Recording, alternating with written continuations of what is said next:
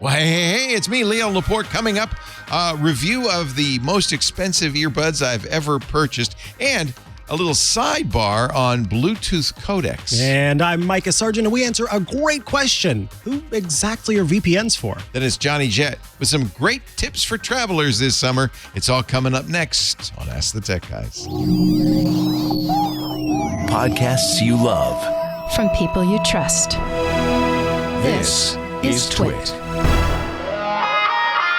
This is Ask the Tech Guys with Mikah Sargent and Leo Laporte. Episode 1981, recorded Sunday, July 2nd, 2023. You Biggie, me Smallie. Ask the Tech Guys is brought to you by Electric e-bikes. Rediscover your independence this summer with XP 3.0 from Electric. Visit electricebikes.com to learn more and explore the epic models Electric has to offer. And by TWiT. As an ad-supported network, we're always looking for new partners with products and services to benefit our audience. 99% of our audience listens to most or all of our episodes. You can grow your brand with authentic ad reads that always resonate with our audience. Reach out to advertise at twit.tv and launch your campaign now. It's time for Ask the Tech Guys with Leo Laporte. And Mikah Sargent. Hi. Hi, Micah. Happy 4th of July. Oh, my goodness. It's coming up. Happy 4th. Yeah, day after tomorrow. Mm-hmm. We're going to take the day off, so if you watch our Tuesday shows... Don't. Well, you could, but they won't be fresh. Yeah, it'll be the stale pantry. But we're doing options. It today. This is fresh. Yeah, this is fresh. This is new. This is the show, Ask the Tech Guys, where you call in or Zoom in or somehow get in touch with us so that you can ask your questions and have them answered live on air. Leo, what are some of the ways people can reach out? If you're on your computer or your phone, better yet, your phone, call.twit.tv and your browser will pop up Zoom and we'll put you on video with us, which we like. You'll show up in our Stargate, but you can also call. We have a phone, 888-724-2884. What does that spell, John? That's 888-724-ATTG. And that's easy to remember. Yeah. So sure. You can also email at atg@twit.tv. If you call that phone number, by the way, when we're not on the air, you can leave a message. So we have some voicemails. I'm told a fistful of voicemails. We have some emails, but we also have, I already see some callers. Before we get to that, are you going to see the fireworks on Tuesday? No. Petaluma's going to have fireworks. Oh, I didn't know that. We're doing what they call high altitude fireworks. So you can, anywhere that you can see the sky in Petaluma, you should be able to see the fireworks. Well, then I'm definitely going to see the fireworks. Many towns, though, according to the New York Times, are no longer doing fireworks. They're doing drones. Oh. And the drones are cool, but they're missing something. I remember when I was at a lecture by the Stig, who is the former Formula One driver who drove for the BBC TV show about cars. I can't remember its name now. But the Stig, Top Gear, thank you. Benito's younger than me. His brain's still working. The Stig said, I don't like Formula E, the electric cars, because there's no roar and rumble like there is in Formula One. And kind of that's what's true about drones. They don't explode. Yeah, that's one of my favorite moments. You get the one firework that boom, rattles you. Yeah, exactly. Rattles your chest. That's part of it. The drones are cool. I mean, they can do cooler things. I saw a drone show in the French region, Bordeaux region. I saw the video, not that I wasn't there, where it formed a wine bottle, it formed a wine glass, and then a bottle tipped and the wine poured out of the wine. That's pretty cool. All with lit up drones. So yeah, because you're computer controlled. But when people were in the Revolutionary War and they looked up in the sky, there wasn't wine bottles pouring wine into American glasses. flag waving. Yeah. Screw the British. No, none of that. It's supposed to resemble warfare, and there's rumbling. The bombs busting in air. So I wonder if, I think drone shows are great for, let's say, the Super Bowl and places where you can't light things on fire and have big explosions. Disneyland has a fireworks show every single night. In Disneyland, next door, the California Adventure, they have an electric light show. And I have to say, you look forward to the fireworks. Yeah. You really There's do. something about it. Yeah. So Elon Musk DDoSed Twitter this weekend. Oh, my God. That was hysterical. So Musk was he says, "Oh, this is terrible. Everybody's scraping our content." So he set what they call limits on how many tweets you could see on Twitter. Yeah. And if you were blue check, I think this is what it was really all about, is to encourage blue check. You could watch you could see 50,000 tweets. But if you were not verified, in other words, didn't pay $8 for a blue check, he calls it verified. I think It's not verified. It's paid. Yeah. Only 1,000. And if you weren't even logged in, none, zero zip. And unfortunately, the way they implemented it apparently brought Twitter down on Saturday morning. Twitter was gone because they, in effect, DDoSed themselves. The way they did this rate limiting affected even Twitter's ability to show Twitter. Oh, and on Mastodon, there's a web developer who I follow, Sheldon Chang, who said, because a bug in Twitter's web app is constantly sending requests to Twitter in an infinite loop, Twitter is DDoSing itself, which on yesterday took the home feed down for most of the morning. 10 requests a second to itself to try and fetch content that never arrives. He posted a video of the developer console on his browser. These are requests, unfulfilled requests, hundreds of requests a minute coming in. So as more users become rate limited, then they're also causing this. What Sheldon said is, of course, if I had been a nice person, I would have logged off immediately, but evil Sheldon was in charge, and so I stayed on for a little while because everybody who stayed on killed it. So anyway, I think it's back to normal, but it just shows you fire all the engineers. That's what's going to happen. And you also implement things last minute. That's what's going to happen as well. Yeah. And I have to say, I feel sorry for the woman who they brought in as a CEO of the company, because she can't fire the engineering team. I think it was Lisa Schmeiser who at one point pointed out that a lot of times in Silicon Valley, you see this happen. When a company is worried about itself going under, they bring in a woman CEO. They did it with Melissa Mayer at Yahoo. Yeah. She mentioned several others. She cited several other examples. HP did it with Carly Fiorina. Interesting. It's a bummer. Yeah. Let the lady handle it. Mm-hmm. And then it ends up going down, and then it's, June 30th, a couple of days ago, the end of the line for many third-party Reddit apps. Apollo, the best known. You interviewed Christian Seelig, the creator of Apollo, on Tech News Weekly last week.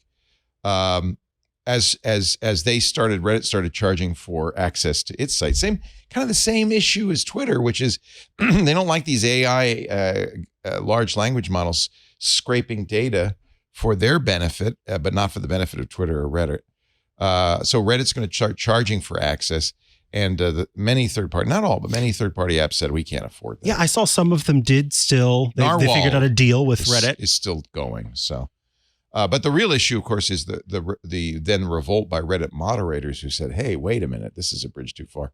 All the people who moderated the very famous Reddit Ask Me Anythings. I've done one where you get famous, or in my case, infamous people on, and then you can ask them any question, and that takes a lot of moderation.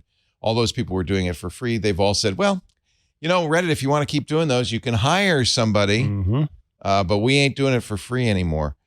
I don't know if Reddit will survive this. So far it has. We shall see. Yeah, the choice to have groups open back up their Reddit pages, their subreddits, and several moderators getting these sort of increasingly more vicious messages from the moderation team saying, and one thing that the moderators have done on some sites, like the Synology subreddit, is mark them not safe for work. There's a little switch they have. You could say, well, it's not safe for work. And why is that? It's, of course, is safe for work. It's just about a network attached storage solution. But it's a bad thing for Reddit because advertisers mostly say, no, we don't want to be on NSFW subreddits. So it's a way of trying to take money away. I think it's just a matter of time before Steve Huffman, the CEO of Reddit, and the Reddit management just takes the site away from those moderators and says, no, it's not NSFW, and that's where I think it's headed. Yeah. I think that's pretty much it, except to say that we have a all in studio TWiT this afternoon. Father Robert is in town. So is Brianna Wu. So is Ian Thompson. So that table over there is going to be full of real live people in just a couple of hours. Father Robert is going. It's going to be the official handover.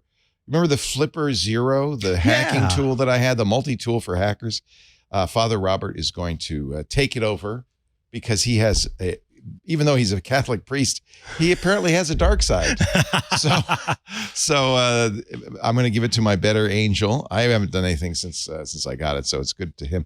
Turns out, even though Amazon refuses to sell the Flipper Zero, they're on track to make $80 million.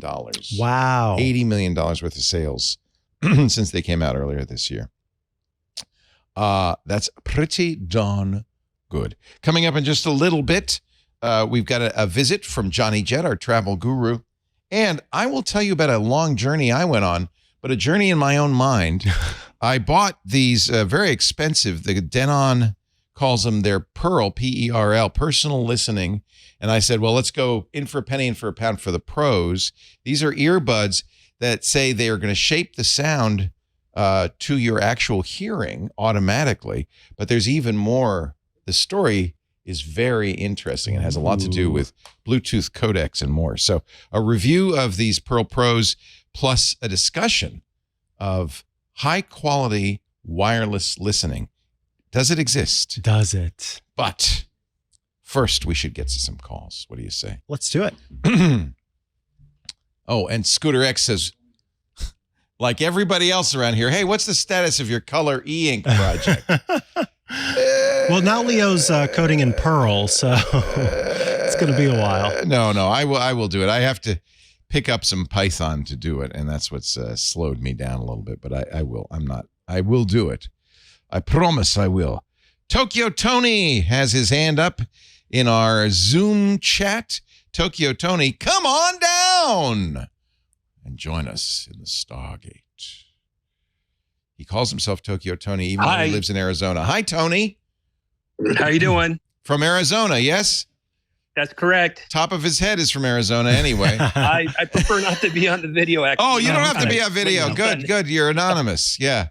Sorry. But I'm told, you told me, I think, that you call yourself Tokyo Tony because you lived in Japan for quite some time. That's correct. I lived there for 17 years. Wow. How come you came home?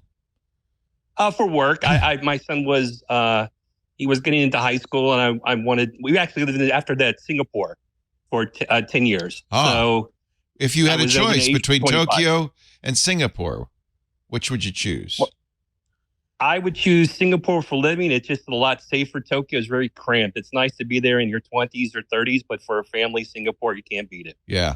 It's safe. That's for sure. That's for sure. It's also 80 degrees day and night all year round.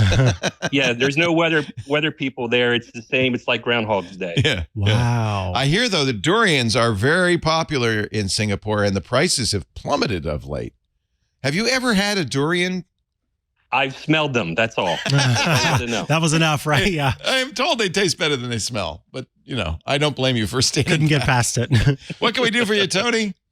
Yeah, I got two questions about routers. My router, I got an Orbi router. It's a Wi-Fi 6. Okay. And do I need to install any type of security stuff? It comes with, for example, on the app, the Armor app. And I've been using this. I get these strange messages from Armor saying, we blocked a malicious site that you tried to go to. And that's on my video server. They have an IMAX app separately. I have no idea what URL it is. Is it actually necessary to have any type of security program or something for these routers? Do I need to worry about that? I don't think so. All the routers offer some form of, not all, but many do, some sort of upsell. The Heroes offer a $99 a year plan. Does Orbi charge you for? Yeah, it's $40 for the first year, then $99 after that. But I just don't know if it's worth it. I don't think you need. I would see what other features you get for that $99. That's a lot of money to spend. You can easily, if you want security, you could do what I do. Look at, in theory, the router is going to do the best job of security because it sees all the traffic. It can inspect the packets as they come in. It could see if they're hazardous. So there's a number of things it can do that something like my preferred choice, which is nextdns.io, can't do. It's a DNS server, so it's sitting out there. Whenever you make a request, it could say, is this a malicious site, and block it. It could do some additional filtering, but it's never going to be as good as stuff on the hardware. The question really is, do I need it? One of the things I bet it does is gets rid of ads. Yes. Gets rid of the Armor security software. Yeah. Does it get rid of ads? No, Oh. it just does. That's surprising. The only other thing it did was it said it blocked. I have a port that I'm forwarding, and it blocked a malicious attack on a port forward. But I just really don't know. I mean, I've got a firewall set up on my computer. I think you're fine. I mean, yeah. I use a Ubiquity, and Ubiquity does also have a malicious attack software, and I actually use it. For instance, I forbid any incoming traffic from China, Russia, or Ukraine, because there's a lot of hacking attacks that come from those three countries. So, and I don't deal with Ukraine's the only iffy one, because some of the stuff I use is from Ukraine. But if I want to download software, for instance, from a MacFun or MacPaw or whatever, I will say, okay, fine, let's take the shields down, download it, then turn them back on. So there is some value to that, just saying no IP traffic from China. A lot of attacks, almost all the attacks on my Synology, for instance, come from China. And probably your Orbi can sense, using what they call stateful packet inspection, can inspect the packets and sense some malicious or malformed packets. So there's absolutely security value to it. So that's why I don't want to say turn it off. I'm not familiar with that particular software. Maybe it's not, if you're getting, they're all false positives, right? When you get those. Yeah, I guess so. I don't know if what site my video server is trying to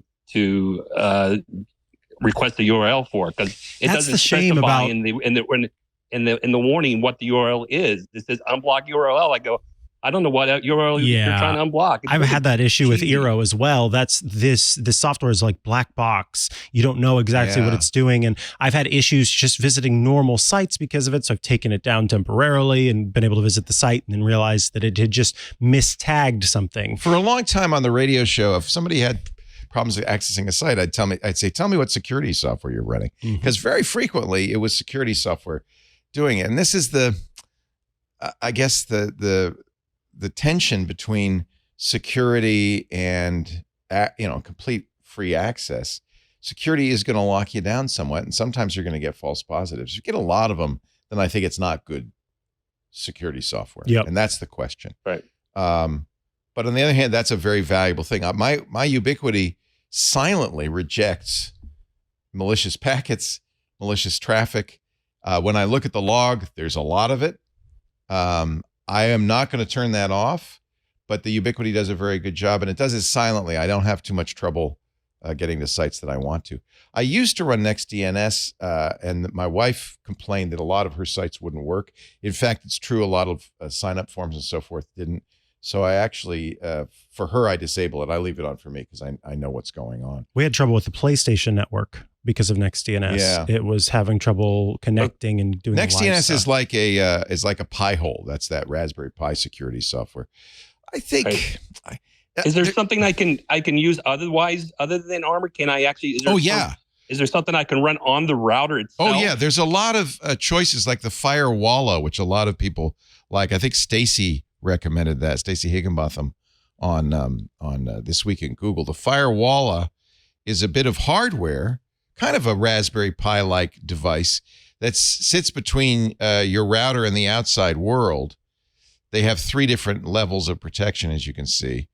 And it's fast. It's gigabit, so it's not going to slow you down. But it's doing in hardware what that software is doing on your Orbi.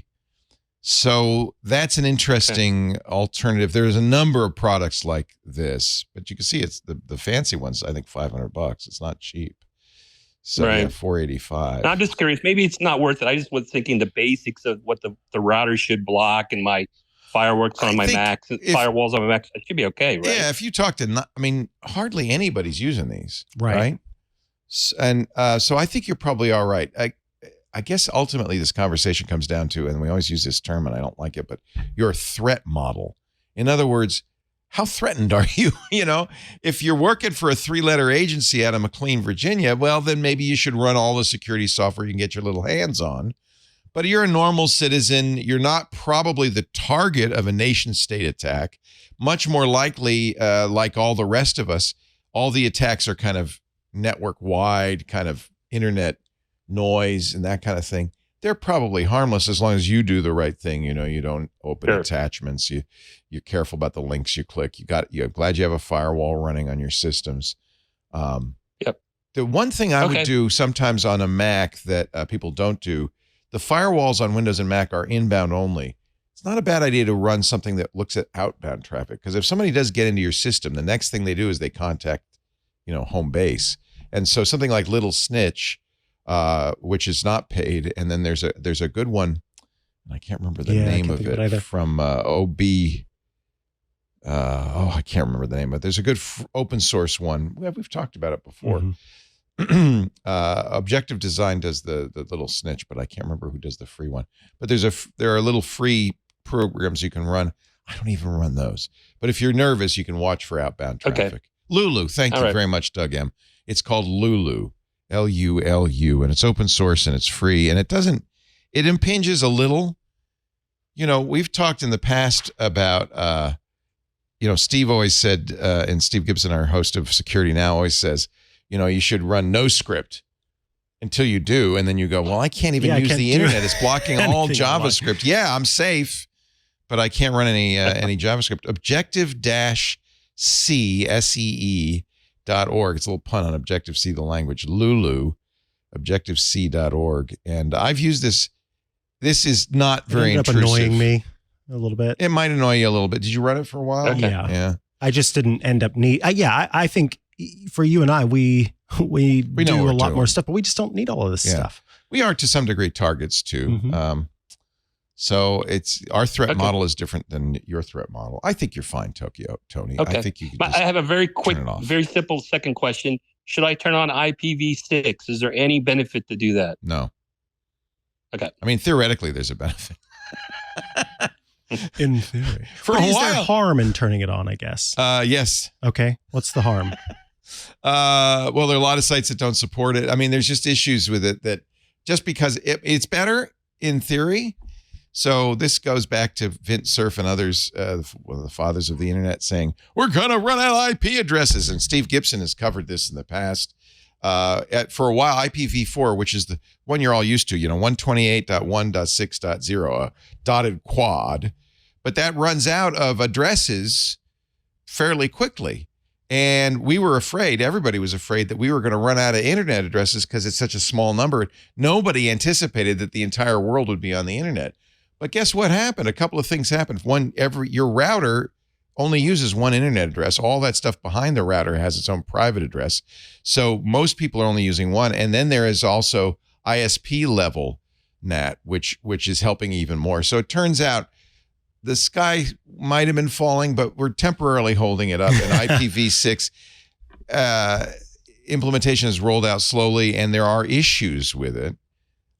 You could turn it on and see if you have any problems, but I don't think the point really is you don't need to turn it on. So why take the chance? Okay.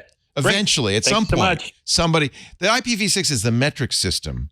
There you go. Eventually, we'll all switch over to it. Eventually, we'll do it someday. Right. Eventually, we'll stop doing daylight saving time. So, Tony, because you lived in Singapore and Japan for so long, you probably the metric systems, you know it like in your head. Yeah, the temperatures and distance. Yeah, and weight was. I'm a lot less heavy in metrics. I only weigh 8 stone. It's an amazing thing. It's great. I prefer stone myself. Thank you, Tokyo Tony. Thank you, guys. Thank you so much. Yeah. I haven't done any research on IPv6 in some time. My experience was I turned it on and things stopped working, and I thought I don't need it. And I think that's really the bottom line is you don't need it yet. I've got mine turned on and I've not had any issues. Okay. Like the IPv4 does IPv4. That's why I was asking. Yeah. What did I do wrong? What your router's probably going to do is have both of them. Yeah. And since most sites a lot of stuff doesn't yet support IPv6. Exactly. So, you can't turn off IPv4, I guess. Yeah, exactly. So one or the other. That was my mistake. No. Yeah. I do see we got someone who called into the number 88 Wait, I shouldn't do that because then I have to do 8887-242884. You fall into the trap I do every single time. 888-724-ATTG is the number, and we do have a wireless caller. Yeah, and we're all wide open for that. I see wireless caller. Do I do that too? Do I send him to the breakout room? Now you'll have to press *6 to unmute wireless caller, but go ahead and say hello. Mm-hmm. Hey, Oh, there we go. We heard something. What's your first name and where are you calling from? My name is Mark. Hi, Mark. Malibu. What city are you from? Oh, Malibu. Oh, you're on the beach there? Is it a beautiful day in Malibu? It's a beautiful day, but I'm on the east side of Pacific Coast Highway. If you know where Malibu is, you know where Duke's restaurant is. Oh, I love Duke's. Yeah. Yeah. So you go up the hill to the top of the hill. Yep. And I'm right there in that little ridge. So you look down on all. You look down on all the movie stars. Yeah. As a matter of fact, when Sean Penn was married to a Madonna, they live about 3/4 of a mile. I can see their footprint when they had a house over there. The fire burnt it up, so it's just a footprint now. But I remember when they used to stay over there. Nice. Were there a lot of helicopters during the wedding flying overhead? Yeah. Yeah. But it's always like that, you know. What can we do for you, Mark? So here's the deal. I bought I guess it's 2008. I bought a Toshiba Cosmos Media Edition. That's when they had Comp USA. Yes. Beautiful computer. Yes. The keyboard was easy. The screen was clear, hard carbon speakers. And I used it for a while. And then I just got busy with work and other projects. So I put it aside and started doing a lot of stuff with my Apple phone. I've had 2 Apple phones since then. So now I got some time and I want to go back to use my computer because I have a lot of instructional discs and all that kind of stuff. And it just makes things easier. The problem is that when I haven't used it for so long, it went into the biosphere. Now, this is Los Angeles.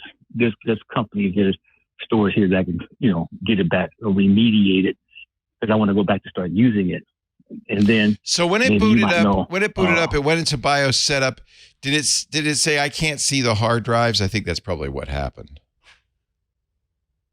Well, it just said BIOS here. Yeah. Bio. It didn't say when it does said, that, it does that. Normally, a computer, when it boots, it'll look at the master boot record on the hard drive. Go, okay, good. The master boot record say, go look at Windows, start up. It'll all start up. If it can't see the hard drive, then it's going to say, well, I'm going to go into setup. Now, you can, in the BIOS, you can see what hardware is installed. You can see if it can even see the hard drive. So, yeah, that computer has been sitting on a shelf for 5-6 years. Yeah. Yeah, it could well be that the hard drive. But it's worth it. Yeah, so you're saying replace the hard drive. So you may not. Okay, so get ready for this. You may not need to replace the hard drives. If it's easy to open, and I think it is, with some screws on the bottom, open it up, disconnect the hard drive, reconnect it. Maybe after you disconnect it, whap it. Give it a good whap with a screwdriver handle. Because one of the things that happens with spinning hard drives, they call it stiction. The heads of the hard drives, if you let them sit for a while, they're supposed to retract. They're not supposed to touch the platter. But sometimes if you let it sit for a while, it'll hit the head of the platter and stick. And then there's not enough juice to get the platter spinning because I know you never heard of this? No, this is new. It sounds like I'm making it up, doesn't it? Anyway, it's called, you can look it up. I'm not making it up, stiction. Sometimes a whap with a screwdriver, just enough to get that head free. So what I would do is open it up, take out the hard drive, whack it. Don't like dent it. Don't beat it. Just a tap, just to kind of give it a little jolt.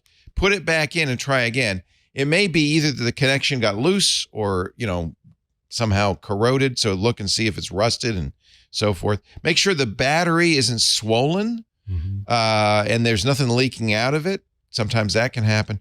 But if you take it out, you look and make sure the connection's good. You whap it, put it back in, nice firm connection, then try again. It might work. If it doesn't, is there stuff on the hard drive you need, Mark?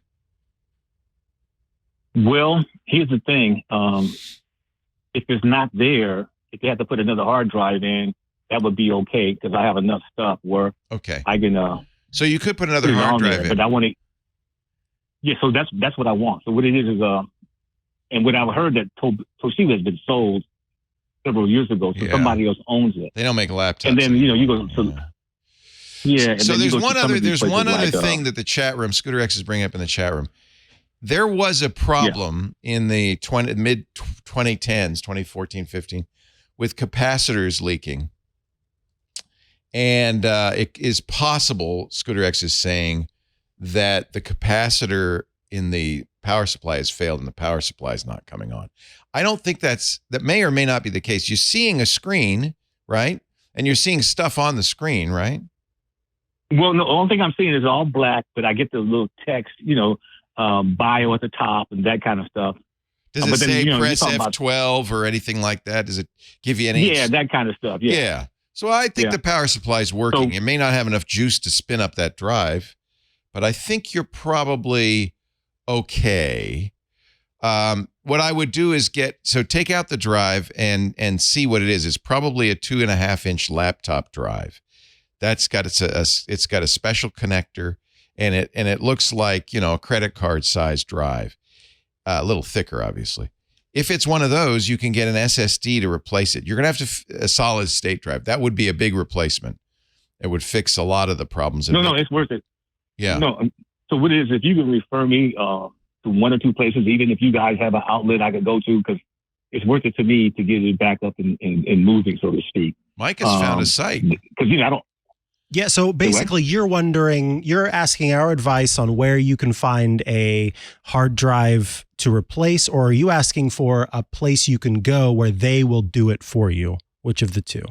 That's, the place that will do it for me. The place that you say, these people are very good, that kind of stuff. Got it. Or because a lot of times, like a lot of these music places, like, you buy a music book, and they won't give you the disc. You have to go online. Who wants to do that?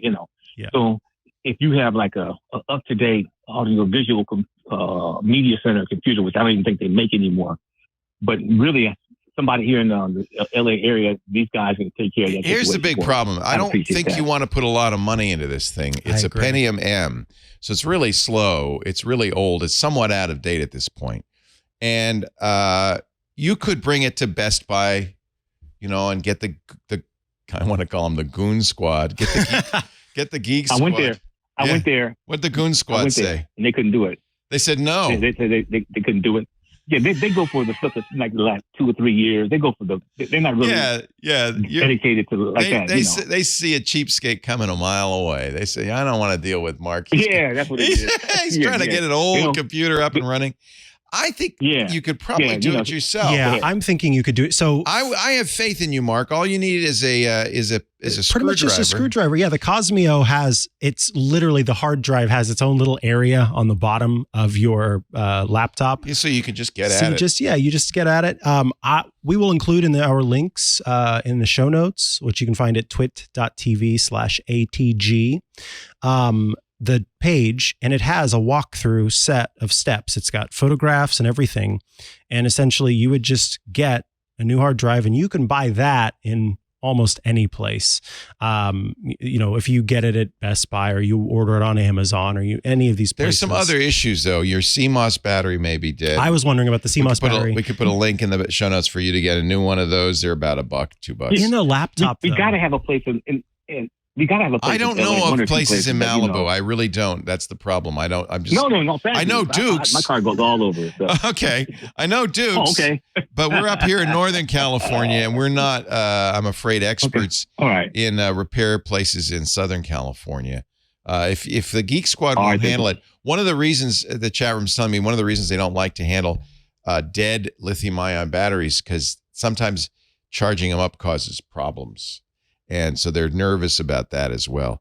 If you could spare a few $100, it would probably be a smarter thing, instead of spending that money to repair it, to get a new one, to be honest with you. And your concern with getting a new one is that you won't be able to use these discs that you have. Was that the big concern? Yeah, absolutely. Yeah, so this is a great thing too. Instructional disc. Yeah, go ahead. You can get for hardly any money on Amazon an external disk drive. A USB a USB. floppy So drive, even if you end up getting a laptop, a new laptop, you just take that USB drive, you plug it into the side. Mark, and are they you're able to play floppy those disks or CDs or DVDs? Not either CDs or DVDs. Oh, like okay. that, And so what it is for 30 or 40 bucks, you so, can get a USB DVD drive. I have one because they don't build them into computers anymore like they did in that day. But honestly, a new computer, you can get a decent computer for $500 or $600. You plug in the CD drive, and you'll be able to watch those instructional discs still. So there's no computer right now that would have that feature of having putting a disk inside the computer. That's done with then. Well, you could try going to a big box store like Costco or Sam's Club and see. Sometimes they have older models, but nobody's putting CD-ROMs into computers anymore, I don't think. Yeah. Yeah, the technology. Wow. I know. Just the way Here's a portable. Clarity. Here's a typical portable drive. Yeah, we've got one that it plays Blu-ray. It's from Pioneer. Yeah. We've got an overhead. I have one at home. I never use it. It's pretty dusty because it's just sitting in a drawer. I've got one that when Apple used to make them, they don't make them anymore, but I still have one I bought in college, and it just sits there. It's a USB 3 connection on the back of it, so it'd be fast enough to run Blu-rays. So, this is a tough one. I mean, ideally, you'd get something. You could probably run those DVDs on a TV too. Yeah, if they're DVDs, do you need a computer for it? Totally, you could. It's like. Well, I just bought an 85-inch with the HDMI feature on it. Oh, and then I have a couple of video players. Yeah, Blu-ray player. What happens when you put the disc into that? Yeah. Well, I have a technician coming by Wednesday, and he's going to hook it up. So okay, see what happens. See what happens there. It just depends if it's a Windows, if those discs are Windows discs that need the Windows operating system, or they're standalone discs that you could just watch on a regular DVD player. Let's hope they're the latter. Otherwise, you'd have to get a new Windows PC. I don't think it's worth spending hundreds of dollars to get this thing working. Yeah, instead of trying to put a bunch of money into this older machine, it's well worth just getting a new one. I would say so. Then, $40 on buying that external drive, and you're good to go for as long as those DVDs last. Save a little money and get a nice piece of hula pie at Duke's for me. Well, yeah. The restaurant over here is Joffrey's. You ever been over to Joffrey's? Yeah, I have. Yeah, that's a funny little place. I love Joffrey's. Right off the PCH, right? Yeah. Yeah, man. That's how we're moving over here. You have to come by and check it out. It's one of my favorite areas. I love driving the coast on the PCH. It's so pretty, so beautiful. And today it must be gorgeous. They got Malibu is 25 miles long. It's like a strip of bacon, and they got 33 billionaires. Yeah, that's not amazing? Including the people who are like $880 million. Right. $700 million. Didn't Beyonce just bought a new Jay-Z and Beyonce bought a new house on Malibu? I thought I saw that they did. $200 million. $200 million for it. Woof. They paid cash. Nice. Walking around money. Here, take that. You know what I'm saying? Let me see if I have that in my pants pocket here. Yeah, here you go. I'll take it. Mark, a pleasure talking to you. All right, guys. Thanks, Mark. I don't think we were much help except to say it's a new machine. It's not worth fixing it, probably, in all likelihood. There's so many things Don't wrong forget with to eat your vegetables. Oh, why do you say that? I can't eat my vegetables. I should eat I said, don't forget to eat your vegetables. I will, but why do you say that? Do I look like I need to eat more? Are you the vegetable king of Malibu? No, that's the key to everything, man. It's the vegetables. That's the secret sauce. Oh, I hate vegetables. Longevity, right? Yeah. Damn nation. I got to eat more vegetables. If it results in me having $200 million in walking around money, I'll eat every vegetable. Do you think Jay-Z's eating his vegetables? Probably. Beyonce, definitely. Definitely she's eating her vegetables. Queen Bee. Hey, well, thanks. You can pay that much money for a house. You can have. All right, take it easy, man. Then you don't have to eat vegetables. Yeah. Bye-bye. See you, Mark. Just filter out your body every 3 weeks or something. Let me think of the last time I had a vegetable. Are you kidding? You eat vegetables. Come on. I had cream spinach last night. I don't like spinach. Spinach is good for you. Creaming it, not so good. I just don't like how it. I want to show you how I stay in shape. You want to see how I stay in shape these days? I can't wait to see how you stay in shape. I love my e-bike from Electric. Vroom, vroom. Electric e-bikes are so amazing. This is one of the models. This is one I've been riding around that I really like that folds up and all of that stuff. Summer in full swing. No better time to get out there. Thank you for hefting that. Very nicely done. Getting out there and exploring, and just in time, Electric is bringing you a fast, fresh new ride, the XP3. It's their latest e-bike model featuring hydraulic brakes. Snag your Electric XP3 e-bike this month. Experience freedom like never before. Electric e-bikes has created a mode of transportation anyone can ride. With quality, feature-filled models, financed as low as $73 a month, your adventures won't cost a fortune. They all include powerful removable batteries, a bright LCD powered by the battery, and there's a nice red backlight as well. I like that. 7-speed gearing, 5 levels of power assist to your ride, and get ready for this. The XP3's top speed is 28 miles an hour. It's the most popular e-bike in the industry, newly reimagined, starting at just $9.99. Now, right now, I'm riding the Cargo Expedition, which is great if you've got stuff to haul. The Cargo Expedition e-bike makes it easy with a carrying capacity of 450 pounds. You can bring all your gear along for the ride. Just don't let Burke drop it when he takes it off. There's also the Trike. They now have the industry's first fully foldable, fully assembled electric tricycle. The XP Trike features a third wheel for stability and can accommodate a wide range of abilities and preferences. Here is the XP3, all folded up. I'm just taking it out of the trunk, so you can go anywhere, go to the best trails in the area, and unfold your bike, take it out of the trunk, and you're ready to go. I really love this bike. Pure throttle on demand, too. That's really great when you get to a stoplight. You don't have to step on the gears and pedal your way at slow speed across the intersection. Just put that throttle and you got as much as 28 miles an hour. It's fantastic. Rediscover. Oh, by the way, did I mention they come fully assembled? Burke likes that because I've made him put my other ones together. Roam freely. Reach up to 28 miles an hour with the twist of a throttle, or use their next level pedal assist. Micah and I are riding around. Add cargo baskets, bags, comfort upgrades, even passenger accessories to specific e-bike models. I see a lot of families riding their electrics around these days. It's really cool. They cost way less than the competition. They're foldable. They ship free. They come fully assembled. I got to tell you, this is the bike for you. Rediscover your independence this summer with an XP 3.0 from Lectric. Lectric. Visit lectricebikes.com to learn more and explore the epic models Lectric has to offer. Lectric ebikes.com. I love my e-bike. So and nice. You still get the exercise, by the way. People sometimes say, oh, Leo, you're not getting exercise on your e-bike. Oh, yeah. I pedal. You get as much or as little as you want, right? Mm-hmm. I pedal. If you use the throttle, okay, you're just riding happy. But what I like it is that I can go out and I don't have to worry about hills because I know I'm going to be able to get up those steep hills. Yeah.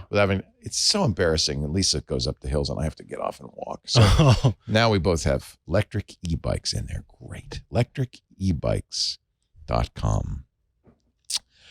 I don't know what we should do next. What should we do next? Is Johnny at 1? Okay, so we got an hour until Johnny Jet.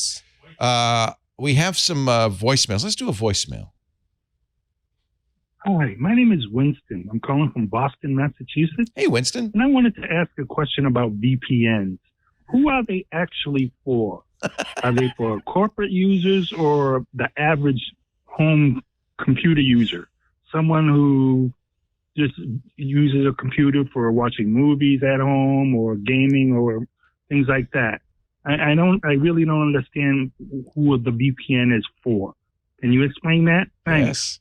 We can. They started for corporate. That's my first experiences with VPN. In fact, it was on the radio show. Mm-hmm. I needed to control the phone system in LA from up here in Northern California.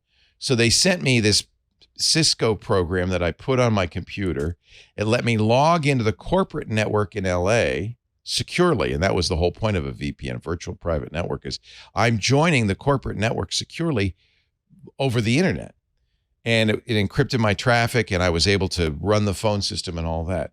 it was kind of a janky system. I was It's going to come say, a long way. a lot of people have bad relationships with VPNs because of that. I anecdotally, I've heard 5 or 6 people, anytime you mention a VPN, they're talking about their work and they're grumbling about how corporate VPN. Well, the good news is that's not what these commercial VPNs are. They work kind of the same way. In the case of ExpressVPN, our sponsor, you have a piece of software you put on your computer or your phone. You start it, you press the button. What it does is it makes a connection to a VPN server. So in all cases, there's a client. That was the Cisco client that I used to run for the radio station. And there's a server, which is usually on the network you want to join. The difference between a business VPN and a commercial VPN for consumers like ExpressVPN is instead of getting on the company server, you're getting on a server that they run that then lets you access the full public internet. So what are the advantages? Why wouldn't I just join the internet from my house instead of firing up a program, join the internet somewhere out there? Well, there's several of them. First of all, everything that comes out of your computer once you're on that VPN is encrypted. That was more important in the old days when we weren't running HTTPS everywhere. You know, now we run secure browsers. When you log into your bank, Amazon, pretty much everywhere, including our website, you're on an encrypted connection. So it is encrypted. So that benefit has kind of disappeared. Although there is another benefit if you're at a open Wi-Fi access point, a coffee shop, a cruise ship, a hotel. When you're running the VPN, nobody else in the network can even see what you're doing or what your computer is. Even if you're on an HTTPS site in that environment, not running a VPN, they can see, oh, there's Leo's computer. You know, you probably gave it a name, right? That's why I don't give my computers my name. I give them, weird code names. Oh, there's Leo's computer. And they can start messing with it. They can use things like the Wi-Fi Pineapple, which is freely available. Anybody can buy it. And one of the things the Wi-Fi Pineapple can do is impersonate other Wi-Fi access points. So one of the tricks bad guys might use, you're sitting in a coffee shop, you're on the internet, you're on the Starbucks Wi-Fi. This guy can see your computer.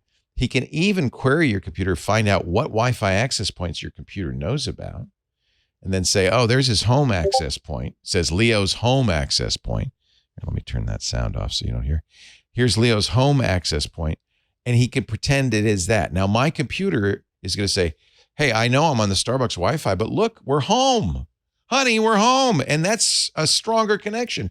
So it gets off the Starbucks Wi-Fi and gets onto the hacker's Wi-Fi Pineapple. And now all the internet's being routed through the hacker's computer. Yes, it's encrypted, but still, he's now got network access to your computer. That's not a good thing. So there's still some value to having a VPN running at an open Wi-Fi access point. The other advantage you have is, yes, it's encrypted coming out. So whoever's providing the internet, your internet service provider, your telecommunications provider, your cell company, they can't see what sites you're going to. All they see is a blah, blah, blah, blah, blah, blah, blah. Sounds like instead Charlie of Brown adults. Instead of Mikah's going to see yahoo.com. Yeah. Though your ISPs and many telecommunications provider record that and sell it. They're allowed to. So that's another potential privacy, not security issue, but privacy issue. The other thing that happens is when you get to the end, when you get to the server, you're going to come out onto the public internet, well, not with your IP address, but with the server's IP address, which is going to be a VPN IP address. Now, that has advantages and disadvantages. One, it's an IP address shared by everybody else, many other people. So it doesn't identify you specifically. Now, I should really point out, if you're logged in, as most people are, to Google, and you go do a Google search, even through a VPN, Google says, oh, hi, Leo. Yep. They know what you're doing because you're logged in. So you would have to log out of Facebook, Google, all those things. And now they don't know who's this 100.3.4.5. It's nobody I know.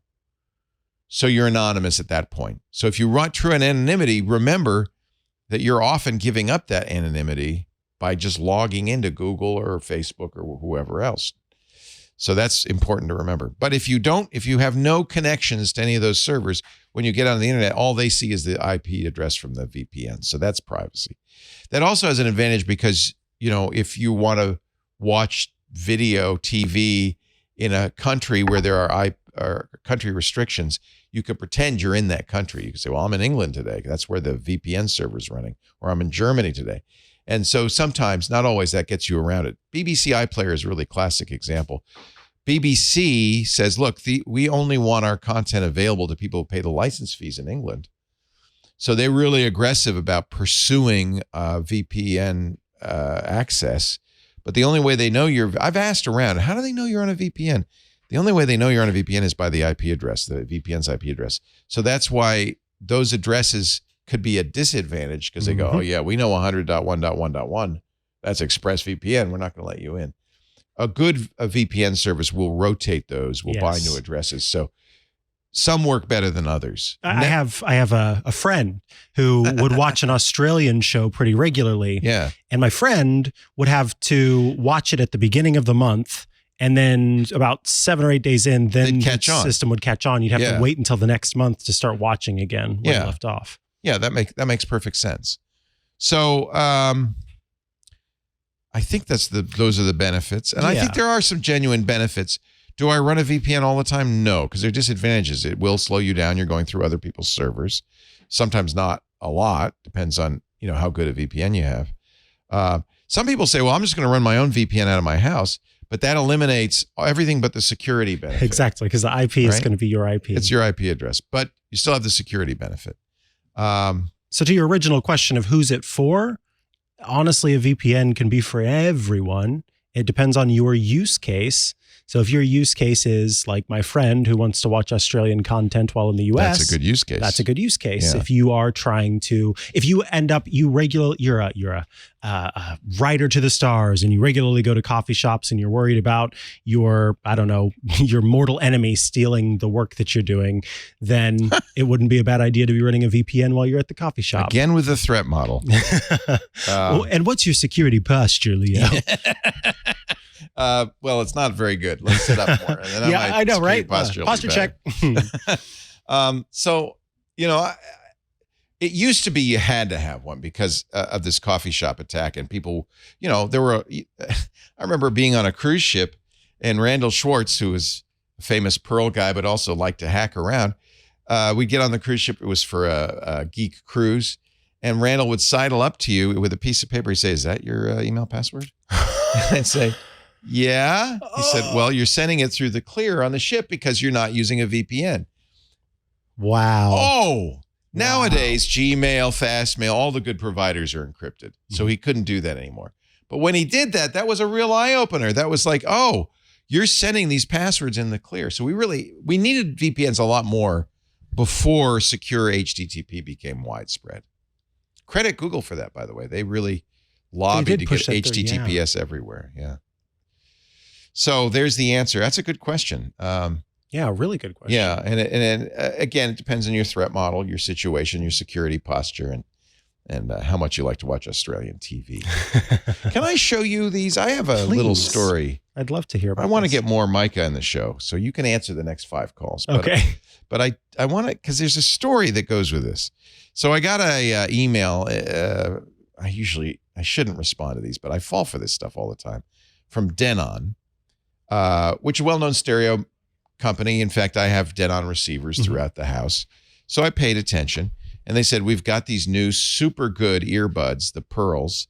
You should check them out. PerL, P-E-R, capital L, stands for personal listening. But it turns out after I bought them, $350. That's $150 more than my AirPods Pro. Yeah. So I thought, well. But less than the AirPods Max. Yeah, a lot less than the AirPods Max. But I thought, couldn't you get better wireless sound? That's the key, wireless. So the first thing I'm going to say is wired is always better. Mm-hmm. With the same devices, if you have wired headphones. And so if you have really good wired headphones, you're always going to get better sound because wireless has to compress. And in order to get the sound through at a more limited bandwidth, sometimes they compress an awful lot. But that's when I went down the rabbit hole. And probably, Benito, you're aware of a company called Nura, N-U-R-A. About 5 years ago, they did a Kickstarter where they raised millions of dollars for specialized Bluetooth headphones that would sound better. and they had a couple of secret sauces, one of which was that they would measure your ears kind of passively. You just sit there for a minute. They'd play some sounds. They'd measure your ears, and after they measured your ears, they would modify the sound of the headphones. They made over the ear and earbuds. They'd measure the sound of the headphones or modify it to give you better sound. Mm-hmm. So this is what they proposed as their personalized sound technology. The idea is personalized sound devices play a range of tones which trigger they your play a body range to of generate tones. They're tiny Australian. sounds Can you called tell? VPN. acoustic emissions. Into Our your cochlea, self-learning engine uses hearing information and then they in get case it you back only somehow. I don't know generate how. They've got 8 tiny microphones tunes on these things, but individually somehow for you. they get it back and they say, oh, this is what your ear did.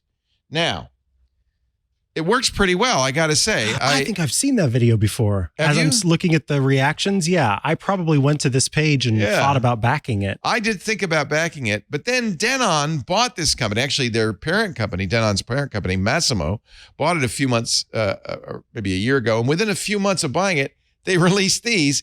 These are identical in every way to the Neurotrues, except that they've now put the Denon name on the thing. Yeah, There it even is. the little pad is the same. Everything's the same.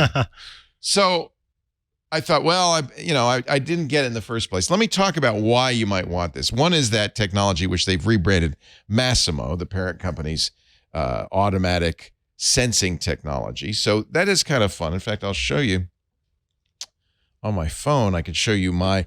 Now, I ran it a few times. I thought, well, if this really is doing the right thing, You would it should see. come up with the same result each time. Ooh. It kind of didn't. Oh. So, but I suppose that could also be because I was in maybe a different environment. I don't know. It also, just like the AirPods, it tests your how the ear tips, because it comes with a variety of ear tips and even like a little outside ring that goes on it, and it helps you choose the one that gets the best seal. Mm-hmm. Here's the personalized curve. Now, this is a little weird way of showing it. I've never seen anything quite like this. Looks like you dripped your pen ink on the Yeah, app. the theory is there's a circle there. Where orange is showing is where your deficit is. Oh, So okay. my deficit at 12 o'clock is one of the frequencies, and then it goes around. These are all the frequencies. So my deficits are here, but I can hear better in these frequencies, Okay, right? cool. So this is the shape of my hearing curve according to the Massimo System, automatic yeah. sensing. And I have to say, they give you a chance to listen default and personalized. I've used this technology. Apple offers it as Mhm. well with the AirPods Pro. You can do what is much more like a traditional audiologist hearing test, where you hear tones in your left and right ear and you push a button when you hear it. Samsung offers something similar for Samsung's earbuds and on their Samsung phones. But those are all more traditional. This one, you just sit there for a while and listen to some tones, and it generates this. I have to say, it definitely improved. See, because I find myself doubting myself when I'm doing those little tone tests. I'm doing too much thinking about Am it. I So, clicking right? Am I yeah. doing it right? Am I hearing it, or am I making it up in my head? So These are something the that same, just does it this is the same test automatically. my audiologist will give me when I go in to get hearing aids. So, but this is different. This is something a little different. And I suspect somewhat less accurate. Otherwise, audiologists would probably start using this one. Right. So once you've got it customized, you put it in and then you pair it. Now, this is where I ended up going down a rabbit hole because, as I said at the beginning, wired is always going to be better. Mm-hmm. So we're talking about Bluetooth here. Now, in order to understand what you're getting and what you're not getting, you have to understand Bluetooth codecs, compression, decompression algorithms. In the beginning, Bluetooth was designed for those really silly Bluetooth headsets that Michael Douglas would wear, right? In Wall Street, that kind of thing. Hello. And You see people walking around wearing these all day. The sound quality was terrible. They were for one ear. They weren't for music. They were for phone calls. Eventually, the Bluetooth SIG came up with A2DP, which is a stereo, theoretically high quality Bluetooth profile for music. And then underneath the A2DP, they started coming up with new ways of compressing. The bass compression, SBC, almost everything can do. It's not great. It's low bandwidth. It doesn't give you a whole lot of quality, but it's universal.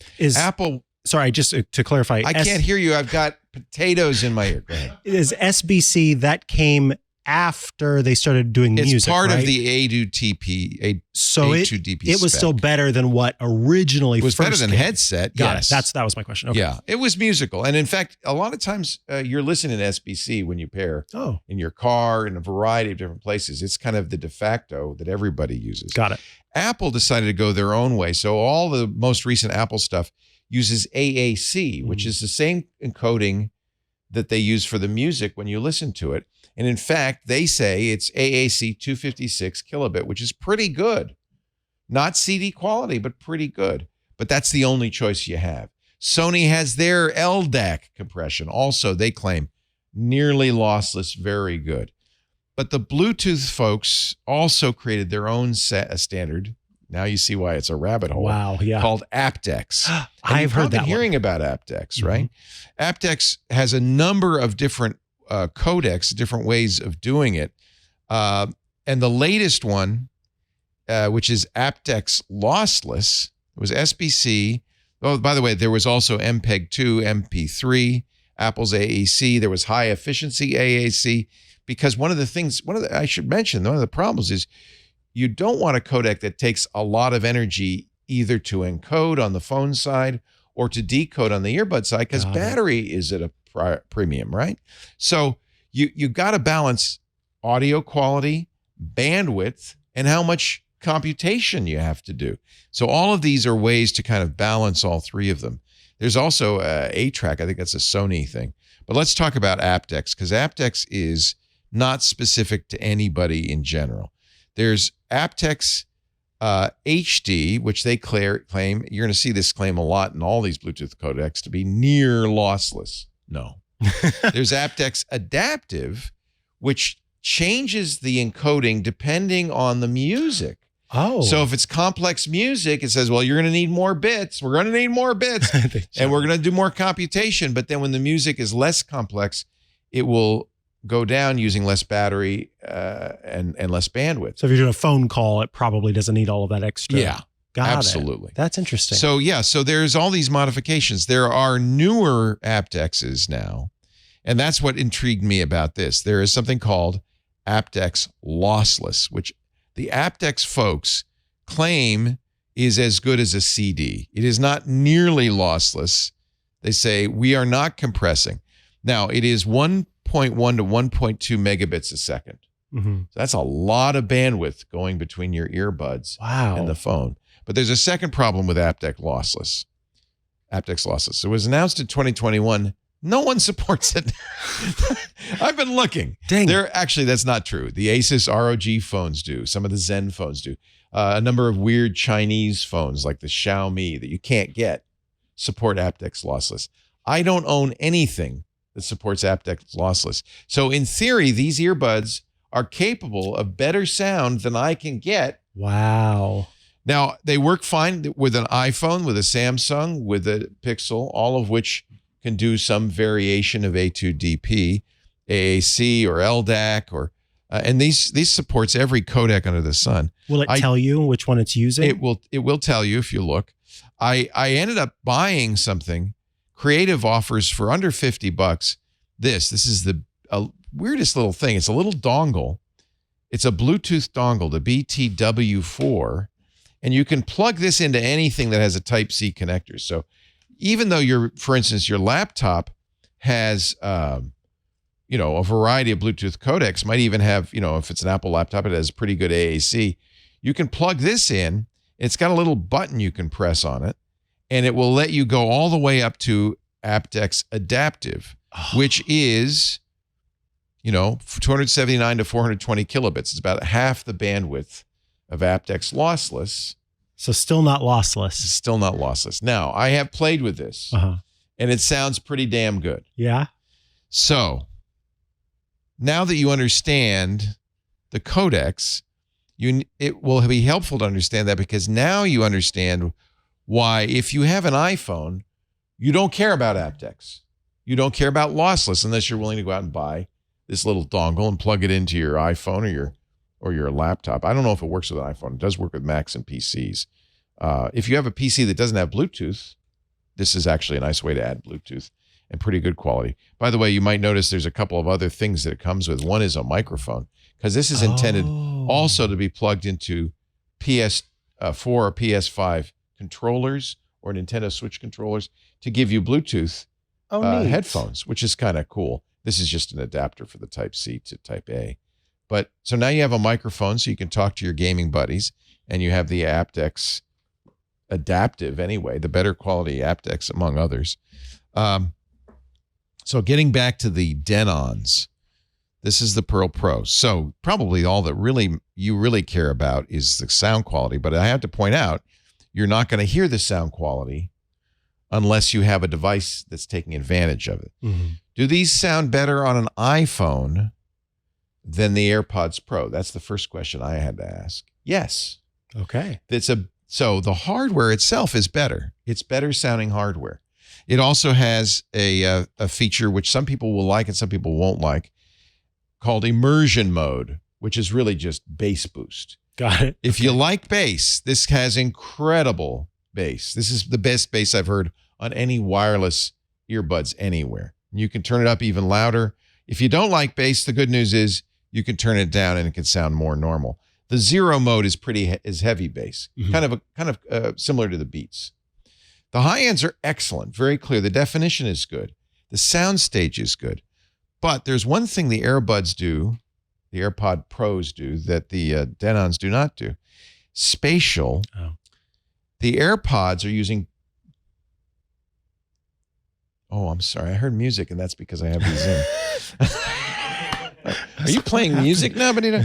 So spatial is interesting because Apple is supporting a standard, which is Dolby Atmos, right. Dolby Surround, which a lot of record companies have jumped on the bandwagon because it's Apple. And they said, oh, great. So they've remixed stuff in Dolby. These do not support Dolby. They support a virtualized spatial from a company called D-Rock. It's D-Rock's Virtuo. And it is not true spatial. It's simulated spatial. The advantage of that is it works with everything you listen to. The disadvantage is it's not the record company or the producer or the artist who made the sound stage. It's just being generated. But it is a nice full sound stage. Doesn't do head tracking. Now, I don't think head tracking is such a good feature, to be honest with you. Yeah. When I use the AirPods and I'm watching my Apple TV and I turn my head, the sound starts coming out of this ear because the TV's over there. Yeah. Who cares? Yeah, I don't want that. That's silly. It's very silly. You could turn that off in the AirPods Pro. This doesn't do it at all. The sound quality, though, is better, I would say, than the AirPods Pro. So you're giving up some Apple-specific features like transparency. This does have noise cancellation. It even has adaptive noise cancellation. Oh, nice. So if somebody talks to you, the noise cancellation shifts and you'll be able to talk to them and so forth. It's not as aggressive noise cancellation as the AirPods Pro. In fact, I'm not sure it would be as good in an airplane. I'll have to try this in an airplane. But it is noise cancellation. It gives you some isolation from your environment, makes the music sound even better. You can turn that off. In fact, this has a lot of different taps that you can have, 4 different taps: single tap, double tap, triple tap, tap and hold. And you can assign them to everything from turning the music up and down, next track, activating your voice assistant, Siri on an iPhone, Google Assistant on a Pixel. You can have it pick up the phone. This does support phone. This is one thing. It might be a little bit better in the AirPods Pro, but this has 4 mics in each bud. 2 of them are bone conduction. So the idea is this is going to get better sound. I did record some sound if you want. Do you have sound from my computer? I recorded just in a fairly quiet environment. So you can see this is recorded directly from the microphones in the Denon PerL Pros. Oh, sounds not super rich and vibrant, but it's okay. Certainly for a phone call. It's good. You can hear the noise cancellation actually working. It's not full fidelity. Right. A little crackly. It's maybe a little bit better than the AirPods, but it's interesting. They're trying to do something.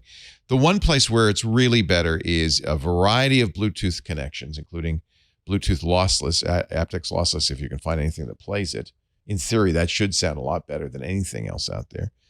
I think probably to most people, Apple's AAC 256 is going to be as good, to be honest with you, as Sony's LDOC is going to be as good.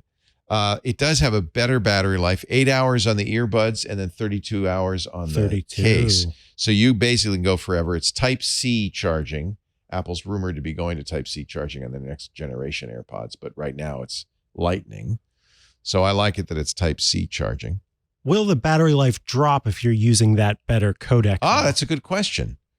It's hard to test because you don't have it. Yeah, the key to having any of the aptX stuff work is it's a Qualcomm technology. You have to have a Snapdragon processor on the phone side or the player side, and you have to have some specific Snapdragon Qualcomm chips on the earbuds side. And I think they're fairly efficient in terms of receiving. The most of the calculation is done in sending. Got it. So that's where it would mostly affect your performance. These are weather and sweat resistance. A lot of earbuds have vocal cues for pairing and so forth. These are very good. It's a nice lady who's very explicit. So she says, okay, now turn on the scan on your phone and all that stuff. So I like that. I think they're very good. I would say these are probably as good as you can get in wireless. Okay. Even better, at least raw sound quality than the AirPods Max, which I compared it to, and Apple's AirPods Pro. Even the Max, wow. Yeah, they're very good. They seal very well. They come with 5 different tips. There's lots of ways you can configure it. The negative, I think they're good looking. I don't know if you looked at this. The microphone, unlike the AirPods Pro, there's nothing hanging out of your ear. So when I put this in my ear, in fact, it's great for sleeping. Because when I put this in my ear, it's flat. That's honestly what I was thinking about. Yeah, it's for sleeping. So you can actually, I don't know if you listen to AirBuds. I listen to audiobooks when I sleep, and I do it. So that was always the problem with the AirPods. Mm-hmm. Thank you, she said. Welcome back. Bluetooth connected. I like the prompts. So I'm now hearing music in this ear. But if I'm on a pillow, it's not pressing up against. And there's no. Maybe that's why the microphone maybe isn't as good as the AirPods Pro, because there isn't a boom coming out. But I think it works. Now I'm going to stop the music by tapping once, and it stops, much like the AirPods. It's not, you don't have to do that weird stroking that you do on the AirPods to turn them up and down. You just tap. You just tap. One ear is up and one ear is down. You can set it the way you want. The negative is it's $150 more than the AirPods Pro. It's $350. The surround is simulated. It's not real. And you're buying some technology that isn't yet widely available, which is aptX lossless. So I forgot to mention, it's also wireless charging. So you can nice. Put the bottom on your Apple charger, your Qi charger, and it'll charge. It supports Qi. So there's some definite positives to this. The price is going to be a stopper for a lot of people. Yeah. If I had to listen, if I was sitting here with my AirPods Pro versus the Denon PerL Pros, if sound quality were the most important thing, I'd probably listen to the PerL Pros. But there are features on the AirPods you just don't get, especially on the iPhone, things like that adaptive sound and head turning and the true Dolby surround, which is, I think, quite nice on the Apple AirPods. So I know you were, Benito, very interested in these. Did you know about the Neuro Trues? Is that why you were interested, or you just? I didn't know about that, but that sounds very interesting. Yeah. So when the Neuro came out, people were crazy about this. Literally raised millions of dollars just for these, $1.8 million on Kickstarter. And then they sold the Denon, which I find very frustrating. That is frustrating. But the good news is now these are much more widely available. You don't have to wait in line to get them. You don't have to go to Kickstarter to get them. You can buy these direct from Denon, although I think they're already sold out. The PerL, there was a lot of interest when these came out. PERL stands for personalized listening. And these are the Pro models, which cost a little bit more.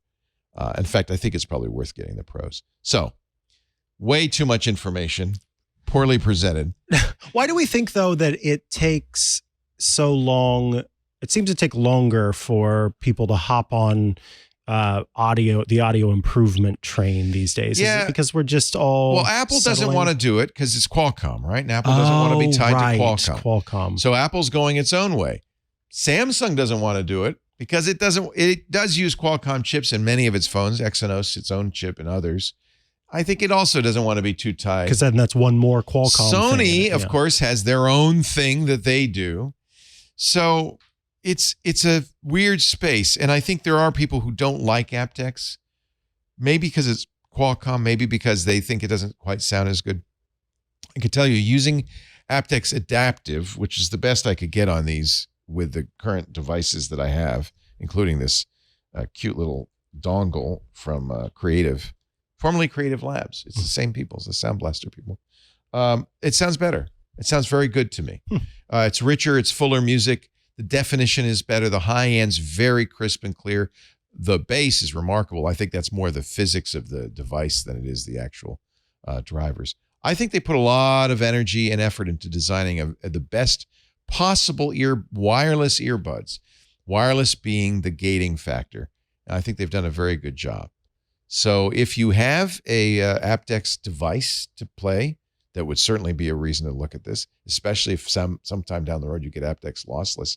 I look forward to hearing something in aptX lossless. I haven't yet.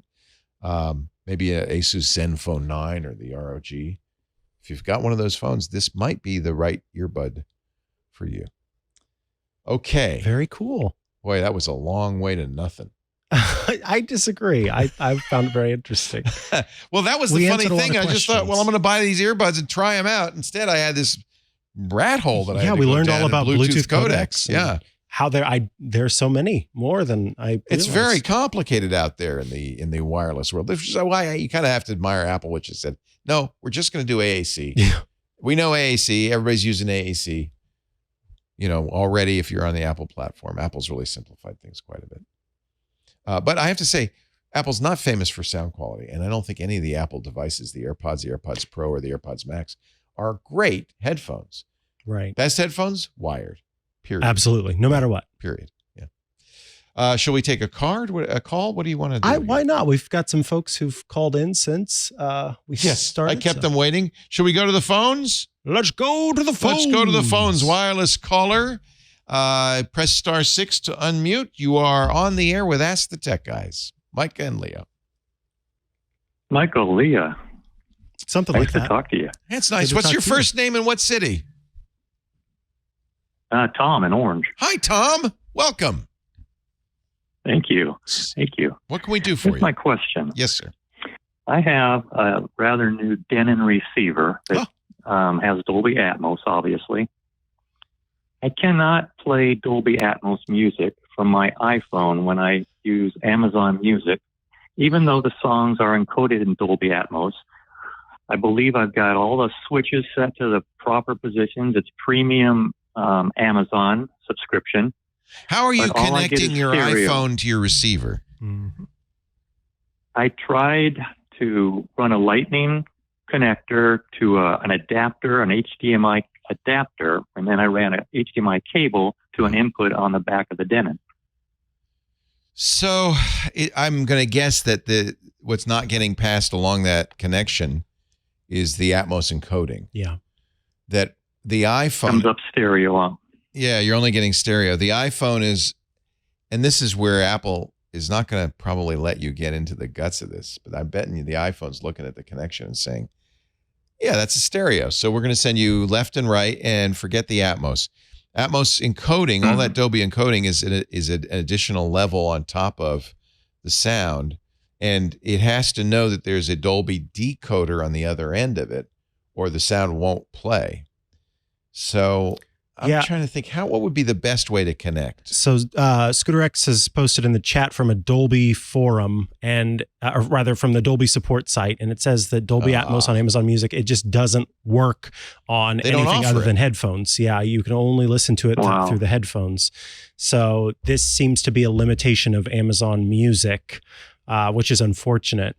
That's disappointing. That's very disappointing. Now, I don't even know. I try with Apple's music on my stereo, which is Dolby capable, and my receiver through an Apple TV, which in theory should all work. My receiver still says stereo. Really? So I don't know what I'm doing wrong. I think it's hard to coerce. To flip the right switches. Yeah, to coerce it all. But that's too bad. The Apple Music app has not been enabled for Atmos, nor has it on the Apple TV version either. So if you tried to play instead of from your iPhone from the Apple TV, you'd have the same problem. Yeah. So Emma, you should contact. I know what does this do, but Amazon Music needs to hop on that and get that turned on as opposed to passing it through. I would imagine that what's happening right now is they're going, the best music listening experience you can have for Atmos is when you're listening via headphones. And so they really are, trying to get people to listen to it through that experience. But with you've got this great Denon receiver that can do it. Yeah, you want to hear it. I've spent a lot of money on my home theater system. I've got 5.1.4 and Dolby Atmos speakers in the ceiling when I listen to 4K nice. DVDs and stuff. It's just beautiful. The F1 series on Netflix. But I'd like to listen to the music. And yes, it sounds great. But I'm disappointed now that I can't get the audio. Well, you could try Apple Music. I don't, I bet you'd have better results than I did. I've been fussing and feuding with it, and I'm not sure. In theory, the Apple Music with it's connected via HDMI. Maybe I need to get the right HDMI cable to go into my receiver. The receiver can do Dolby. In theory, it should be doing 5.1.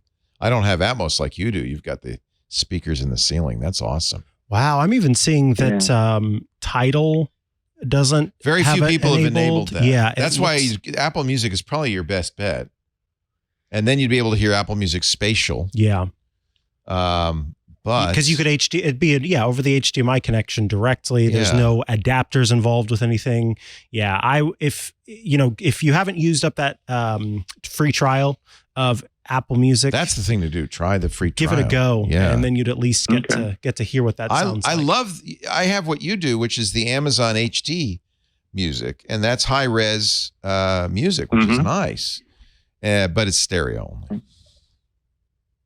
Yeah, and I just don't want to be tethered to the headphones all the time. Yeah, I don't blame you. Exactly, especially when you've got. But you're saying the Apple Music isn't Dolby Atmos either. That's probably me. Well, it is. That's Dolby Atmos. So in theory, it should show up as Dolby Atmos to your receiver, which should then decode it and get all the speakers fired up. In theory, true Dolby Atmos. Yes. Yeah. Leo was just saying he was having an issue getting his working, but that doesn't necessarily mean. I still think conspiracy-minded. And I've talked to a lot of people, and I can't get a straight answer. Maybe, Mikah, with your connections at Apple, you can. That Apple really sees their spatial music as being binaural, as being designed for two speakers, giving you spatiality. Because they sell AirPods Pro and AirPods Max are two speakers. And that's their preferred way for you to hear spatial. That or two HomePods.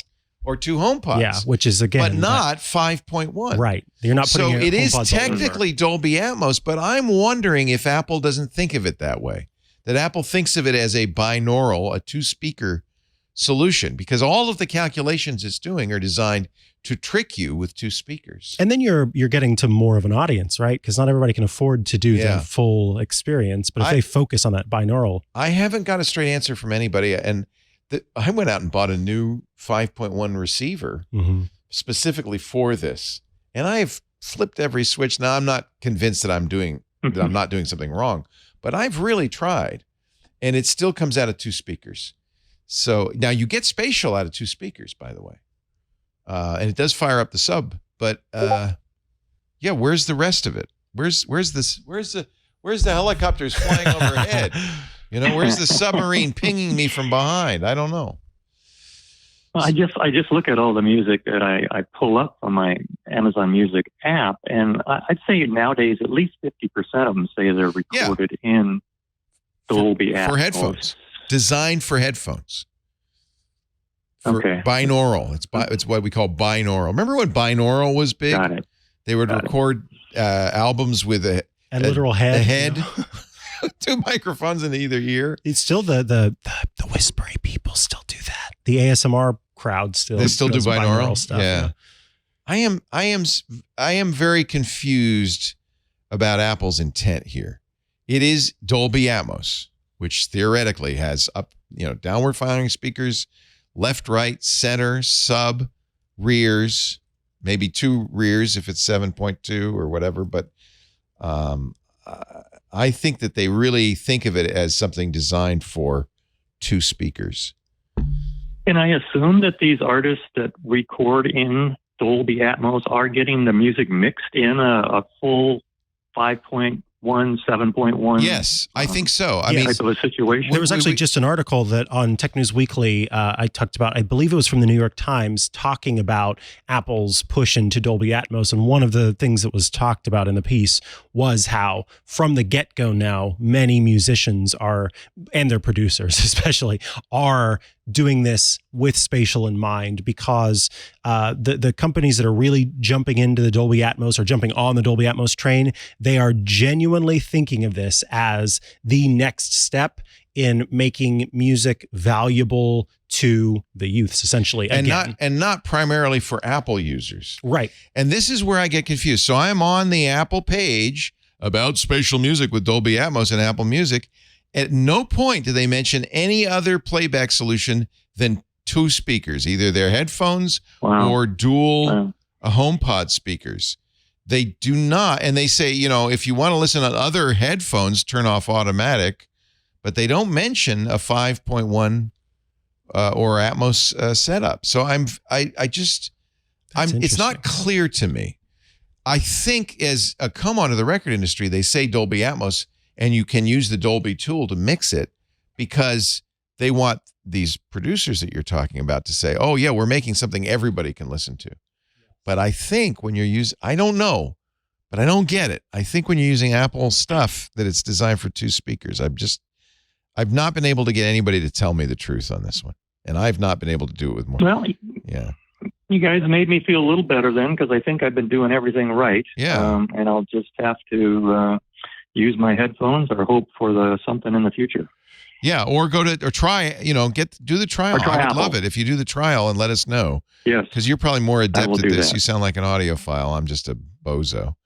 But, no. I'm on the Dolby page, which Scooter X has sent us a link to, and it implies that it will work with any device enabled with Dolby Atmos. They do say, yes, any set of headphones or using the built-in speakers. You can also listen with a Dolby Atmos capable home theater speaker system, soundbar, television, and of course they mention HomePod speakers. But will it fire up more than the left-right speakers? I don't know. Yeah, we don't know. Can I use my existing home theater system to listen to Dolby Atmos? If your existing home theater system supports Atmos. I found a support page from Apple. Let me get that over. And the title is Play Audio in Dolby Atmos or Surround Sound on your Apple TV. They talk about 5.1. Okay. They talk about, but see, they also mention stereo on it. So yeah, you're onto something. I'm so confused. I'm so confused. Please. And I assume Bluetooth will never work, right? No. Forget Bluetooth. Yeah. Okay. Yes. There is no. I don't know what they're doing with the surround and Bluetooth, but I'm pretty sure it's not designed to work with 5 speakers or 6 speakers or 7 or 8 or 9 or 10 speakers. Yeah. It's unclear. I think Apple's been somewhat unclear on this. Yeah. I want to see a statement for them. Yeah, you can use it with your Denon receiver and your 7.2 system setup, and all the speakers will be playing. What they may be saying is, yeah, you'll be using Dolby Atmos out of your left and right speakers, which is not what you want.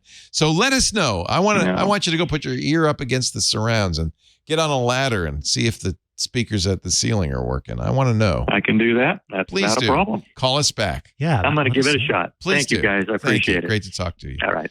Phone number is 888. Thank you. 724-2884. So you have found a number of links. Yeah, but again, it doesn't say. Yeah. But I do like, there's the last link I shared has some great diagrams showing how to plug things in. So this is good for me because I can send this to people who are asking about it. And it walks you through the steps of getting everything plugged in properly. It says some soundbars don't support video formats like HDR10 and Dolby Vision.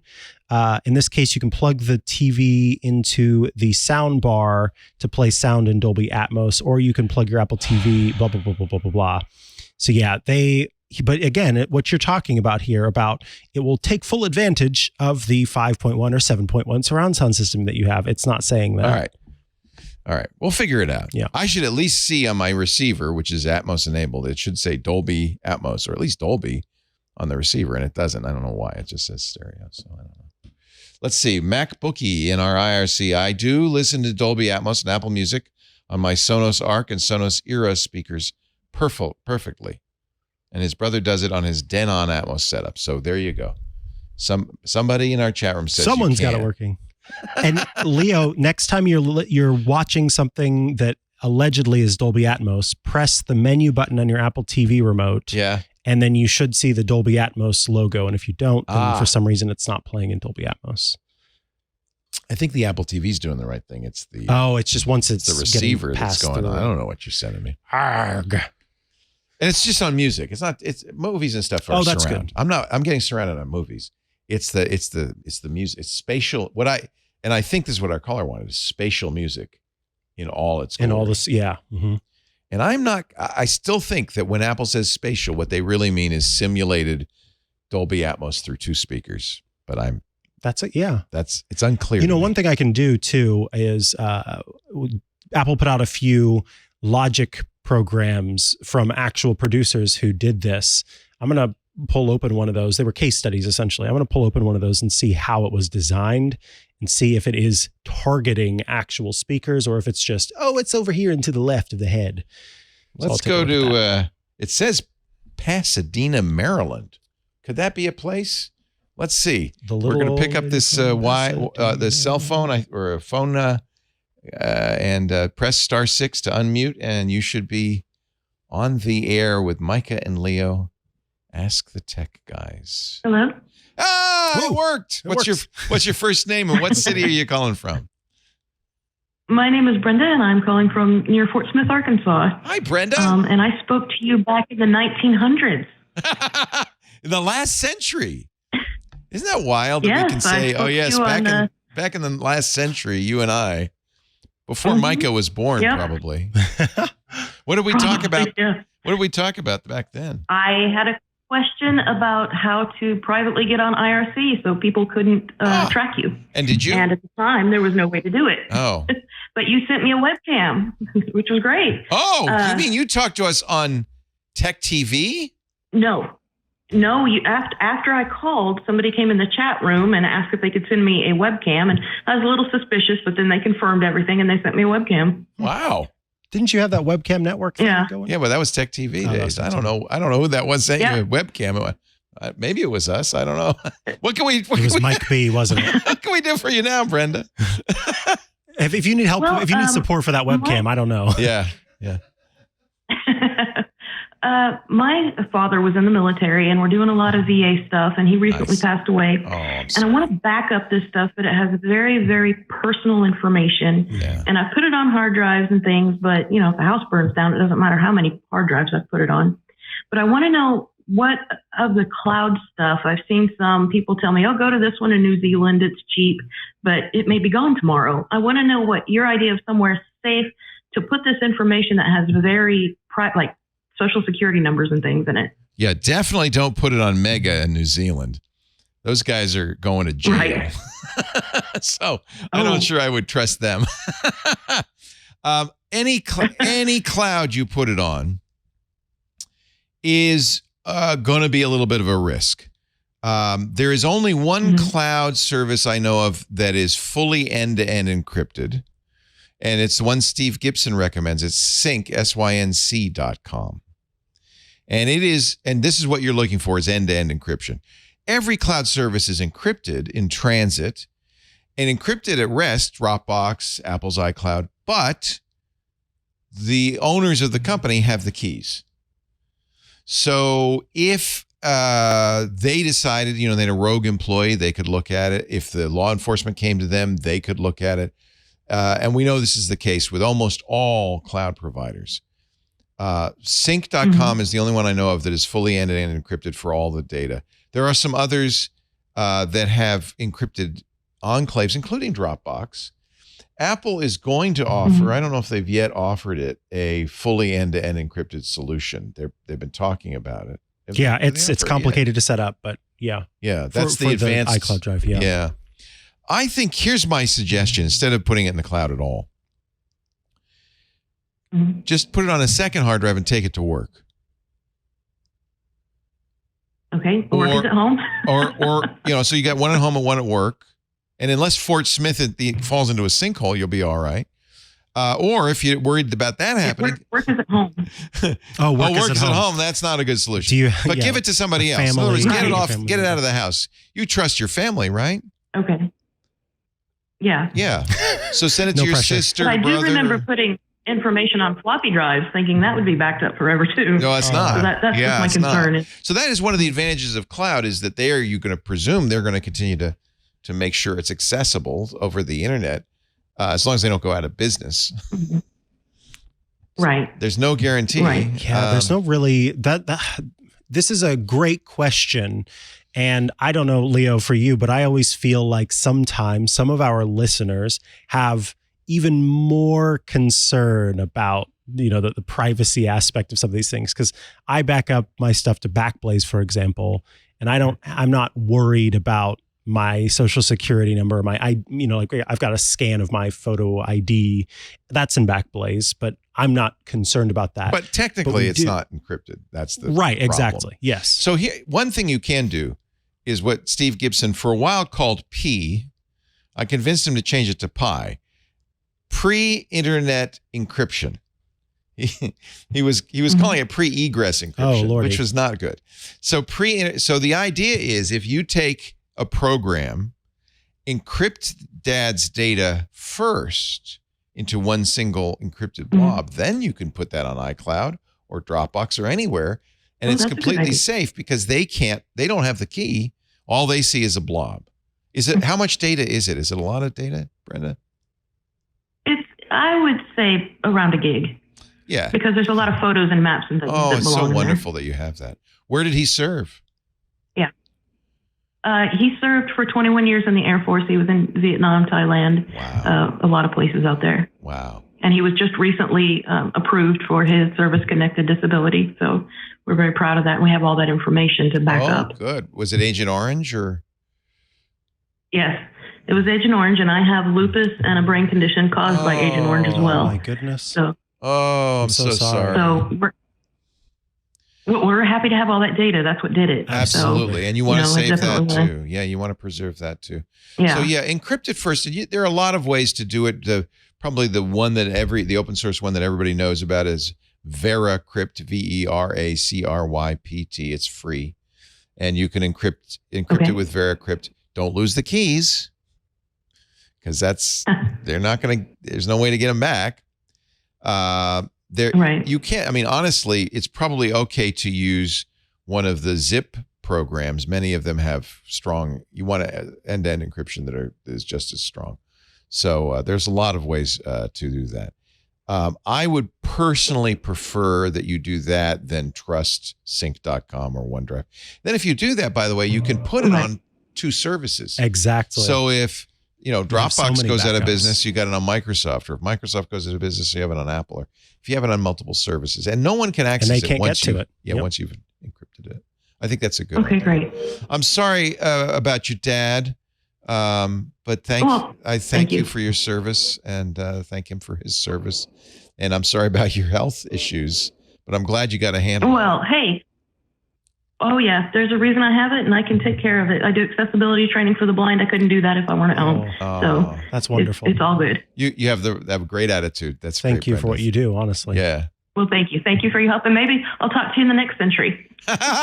Every century, Brenda, we got to talk. It's just part of the deal. Yeah. Thank you, gentlemen. Thank you. Take care. Enjoy your neck cam. Now, do I press the hang up? I don't even know how this thing works. Shall we go to? I think I can hear the engine hum. Yeah, Johnny Jet's firing up the engines. Johnny Jet. He's traveling down he's a that traveling dusty man. road. He's been everywhere. JohnnyJet.com, our traveling guru. Hello, John. How you doing? You're not at home. No. Those look like the giant forests of Sumatra behind you. I'm not in Sumatra. Are you in? Are you in our neighborhood? Because it could also be the forests of Northern California. I'm right outside Toronto, Canada. Nice. Visiting the fam. I am visiting the family. We just got in from Europe. Just went to 6 countries in 12 days. And wow. Yeah, and I was set up in the other room in a much better location, but my in-laws just came in. The dog's here. The kids are running around crazy, and I was like, I better go in the guest bedroom. Nice to see you as always. Johnny Jet was for many years a regular, not only in the radio show, but on our Canadian TV show. And he joins us every month now on Ask the Tech Guys to help us. Every first Sunday. Travel like a rock star. So are you going to be home for the 4th, or are you going to be in Toronto? No, we're in Toronto. We go back to LA not till next week. No Canadian celebrations for our independence. Oh, we had Canadian Day yesterday. Yeah, Canada Day was yesterday. Oh, that's good. I heard it's a really good idea to travel on the 4th. I've been traveling on the 4th often. I think I was in Russia on the 4th one year. I don't know what it is. Well, I guess we travel in the summer, don't we? So where did you go in Europe, John? We flew to Barcelona, jumped on a cruise, Princess Cruises. Nice. And did the Enchantment of the Seas, which I'm telling you, with kids, it is the best. Did the kids enjoy it? I was nervous. I was like, I don't know, they're going to get seasick. It was their first cruise. They absolutely loved it. And lots for them to do. There was a kids club. They were like, really? We had no idea. We brought them to it, and they were like, they didn't want to come back to our cabin. That's great. They loved it. And then we went to Gibraltar. We went to France. We went to Italy. We went to the Vatican City. We went to my grandparents' home island, Ischia. And then we flew through Germany, went down to downtown Munich, and it all happened. I bought the tickets 2 weeks before. Everything happened 2 weeks before. Now I'm confused because you said Princess, but the Enchantment of the Seas is RCL, right? No, sorry, the Enchanted Princess. Oh, yes, that's Enchanted less confusing Princess. if you get the name of the boat right. Yeah. Yes, Enchanted Princess. Correct. Have you been on it? I have not, actually. I've never been on a Princess Cruise. That's the original Love boat, right? Captain Steubing, Gopher, Julie. Yeah. Yeah. Well, they gave me a 50% deal. So the last minute, I was like, you know what? I found a cabin. It's very difficult to find cabins. I mean, almost everything is sold out. Oh yeah. Flights, and I was just searching, and I just kept looking for flights, and I found a great deal. I was able to get premium economy there and business back for cheaper than coach. Fun. This is not I'm guessing, a good weekend to travel in the U.S. No, it's terrible. I mean, apparently Newark is a mess right now. Yeah. Yeah. What United happened? Airlines. What was that? I mean, first of all, there's been very bad weather for the last 7 days. There's been thunderstorms in the Northeast. In Newark, all the airlines they max it out. So if there's fine, if the weather's fine, there's no problems. But once something goes wrong, then everything just hits the fan. They just can't keep up. They don't cascade. have enough staff. Yeah. They don't have enough staff to back it up, so people get stuck.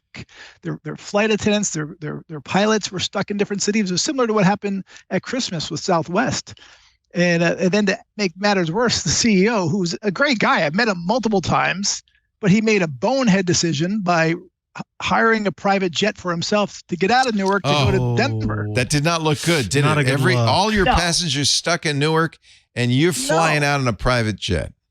He should have spun it and made it. He could have been a hero by saying, you know what, I'm going to grab some crew members that are stuck or passengers. I don't want to take a seat away from the other passengers, and I'm going to hire a private jet and then take him. He would have looked like a hero instead of a zero. So yeah, he really messed up on that one, and it's too bad because he's been doing a good job until then. So easy though these days to make a everybody's watching misstep. Yeah, everybody knows what everybody's doing. Definitely. Looks like the worst airport, according to FlightAware's misery map right now, is Chicago's O'Hare. Is it? Okay, this morning was Newark. Yeah, Newark's still pretty bad, I think. Yeah.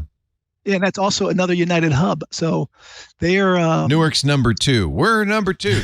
We're number 2. Then Dallas, Fort Worth, Miami, LaGuardia, Boston. It's gotten better since the last couple of days. 2 days ago, it was a mess, and then... But anyway, last month, I should say, I always look at the chat room after I end the call so I can answer questions. And I missed one. One was from iTech. He asked me, hey, I'm traveling to Europe, specifically France. Is buying a local SIM card the best option for talking data? And you know what? Back then, I didn't know a month ago, but now I know. So I do have a T-Mobile phone, which does work really well, but when you get on a cruise ship, you got to make sure you put that in airplane mode. Oh yeah, you don't want to do ASAP. The cellular at sea. It's so expensive. It's ridiculous. Yeah. So always, I set a reminder every night or every afternoon when we come back from tours to turn on airplane mode. But my buddy Sebastian, who has cellular abroad, he recommended a company called Biggie. Have you heard of them? No. UBIGI. Maybe I'm pronouncing it wrong. UBIGI. I think that sounds like how you would pronounce it. Works for me. Okay. So anyway. Biggie, me Smallie. Yeah. So anyways, it's for phones that have eSims. And I have a new iPhone 14 Pro. This is a new thing. So I know people use Google Fi. I've never used Google Fi. But when my data started slowing down a little bit in Italy, I was like, I don't want to mess around getting taxis and things. So I did sign up, and I bought a plan for, I think, $14 for 10 gigabytes, which was way too much. I should have bought the plan lesser for 1 gigabyte because I didn't even use 1 gigabyte. Because Wi-Fi is everywhere now. But this is interesting because of eSIM, you don't lose your local phone number because you can have 2 SIMs in there, right? Exactly. So you can have both. You can keep your regular number. That way you're still getting phone calls. So with Biggie, it's for data, but you can use, you can get on FaceTime or WhatsApp. Everyone in Europe uses WhatsApp. I mean, everyone around the world uses WhatsApp, basically. I know. So definitely download WhatsApp. And by the way, if you are going to Europe and you're looking for taxis, I highly recommend Free Now. Have you heard of them? No. Free Now? My buddy Sebastian, who lives half the year, or not half the year, but part of the year in Italy, he's like, this is the one you want, not only just in Italy, but around Europe, because it's kind of the Uber of Europe. But it's not Uber, it's taxis. So in Italy, especially, an Uber from my hotel to the train station was 33 euros. And a taxi was 7 euros. But the problem is trying to get a taxi right now in Rome or in Europe. I mean, they are inundated with Americans and travelers from all over, but especially Americans. It is difficult. So with Free Now, but so many of the locals said they use it, they love it, but you do need to give yourself some time because a lot of the taxis either are too far away, they end up canceling on you, or you need to cancel on them. And but it is the best way to keep the taxi drivers honest. In Italy, they know that it's known that some of these guys take the long way. This way they can't, because it works just like Uber. And you put your credit card in there. This way you don't have to exchange money. It's all on your credit card, and it's really easy to use. But the problem is they don't have a lot of taxis right now that are open. Yeah. So if you are looking for one, you need to go to a taxi stand and try calling Free Now. I mean, we almost missed our train to Naples from Rome because we were pushing it. It was difficult to get a taxi. Did you end in Rome? We ended in Rome, Civitavecchia, which is not the greatest. No, that's not Rome. That's just a port. Yeah. But then you did you go into the city? Totally. We spent 2 nights. We got a hotel, spent 2 nights in. I do too. It's my new favorite city. Cities. Yeah. Rome, Paris, London. Great cities. Yeah, my buddy Stuart, who is a cruise guy, he's like, you know what? Get off the night before in Florence. Just tell the ship in advance. Oh. And that way you can spend the time in Florence at night when all the cruise passengers are out. Yeah. And then take the train down to That's Rome. Smart. Yeah. And you avoid the whole rush because the next morning it was a madhouse. Oh, yeah. And there's nothing in Civitavecchia to see. It's nothing. It's just a port. Yeah. And my taxi canceled on me the night before. Oy. So trying to get a ride I used Free Now. I used everything. Uber, couldn't get anything. I was like a pigeon at the beach trying to get potato chips. Every time a taxi or driver pulled up, I was just right in their face, and so was everyone else trying to get them. Oh my! Oh. And I ended up spending 350 euros just for a ride into Rome. Yikes! Which is an hour and 15 minutes. Yikes! Schmikes! Oh. But it's hot, man. It is packed. I also was talking to my buddy Steve Perillo, who has Perillo Tours. Oh yeah, and he helped me secure. I see their ads all the time. Go to Italy. I'm Steve Perillo. Come with me to Italy. He's a friend of yours? Yeah, he's a good friend of mine. He's a great guy. But his dad, I think it might have been his grandfather that started a company, but his dad was known as Mr. Italy. He's known legendary. as Mr. Italy Jr. Yeah. Definitely. But he's like, I interviewed him for my podcast. I haven't uploaded it yet, but he's like, I was like, what advice do you have for people going to Europe this summer? He's like, don't go. Yeah. This is a guy who runs tours in Italy. Yeah. No, Italy was crazy when we were there in the spring, in April. People are, now that they can travel, they're traveling. It's incredible. It's amazing. They really are. Yeah. But April is one of the busiest seasons. I learned that this trip as well. They said April and May is packed and Steve said his busiest time of the year is September. Oh, interesting. Which I was shocked, but it's going to get later and later, right? As people try to avoid the crowds. I'm thinking September's I'm going in time December, right? I'm going for Christmas or something. It's crazy. But that's crowded too, and it's cold. So I mean, I like the warm weather, although I don't like the hot. Yeah. And it is hot. I mean, it's hot in Italy now. Yeah. It really is. Boy, you are full of good those are really good trips. You, Biggie, for your phone.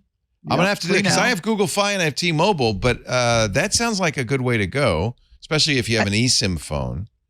Totally. And I just brought it up for here in Canada to see if it works. And they said, yeah, I mean, you can get Canada actually. And then but I put in France and the prices are cheap. Yeah. I mean, you can get a 3 gigabytes for $7. For $7, you might as well download it. That way, if you're T-Mobile or whatever your phone service is, it slows down. You just switch it. You go into your settings, cellular, and change the primary. It's super easy. It takes 4 minutes to set up, and it's just a nice little safety net to have. And free now for mobility to get a cab in many European cities. Free now. Yeah.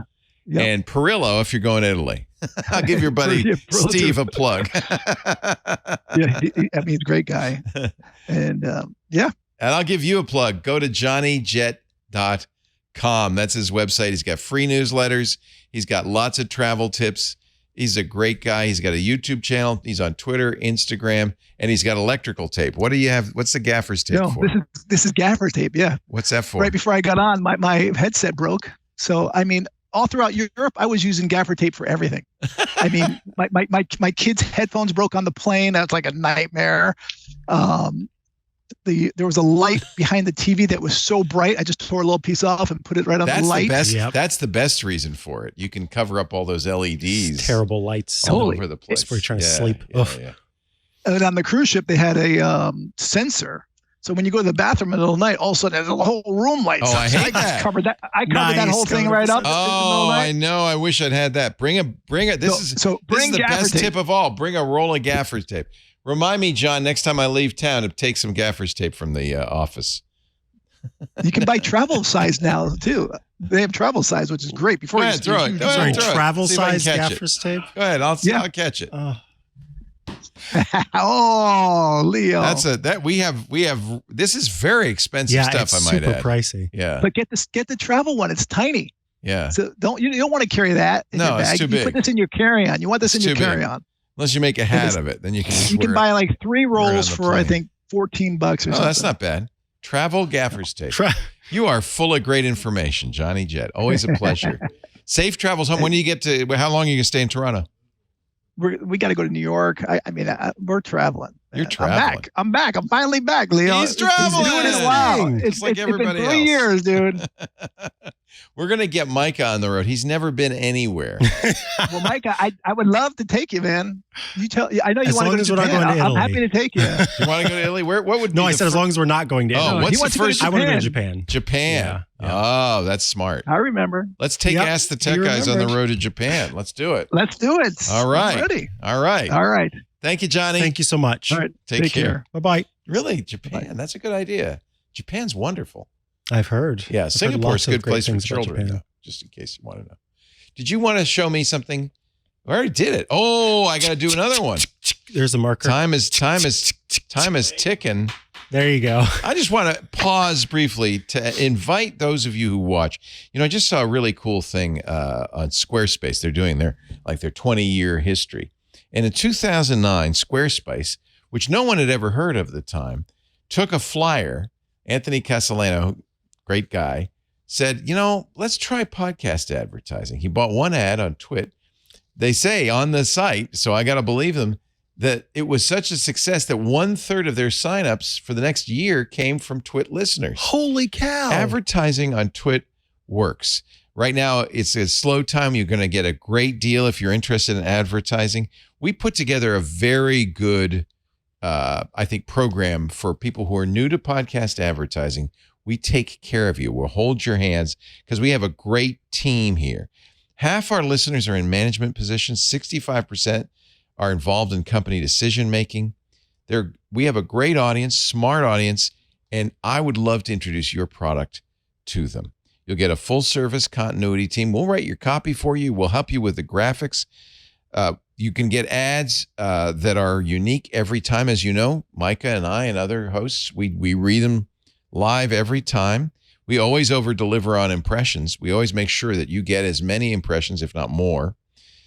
We also will help you. We got ad tech that helps you know whether your ads are working.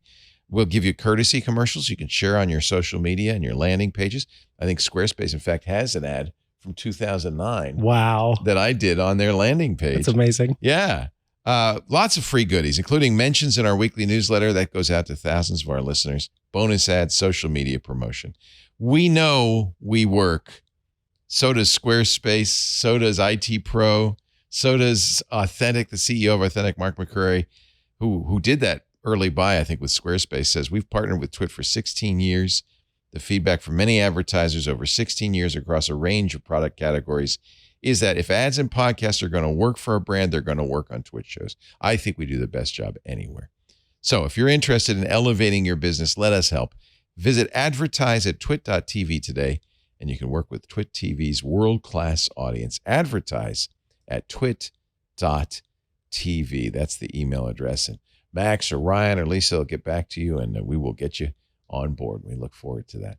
I should also mention that for those members of Club TWiT, they don't see any ads. We want to encourage our Club TWiT members to keep on keeping on. We really appreciate the support. If you're not a member of Club TWiT, which you're not because you're seeing this ad, then you might want to go to twit.tv/clubtwit. It's $7 a month. We intentionally keep the price low so it's affordable for as many people as possible. You get ad-free versions of all the shows. You get access to the really incredible Discord.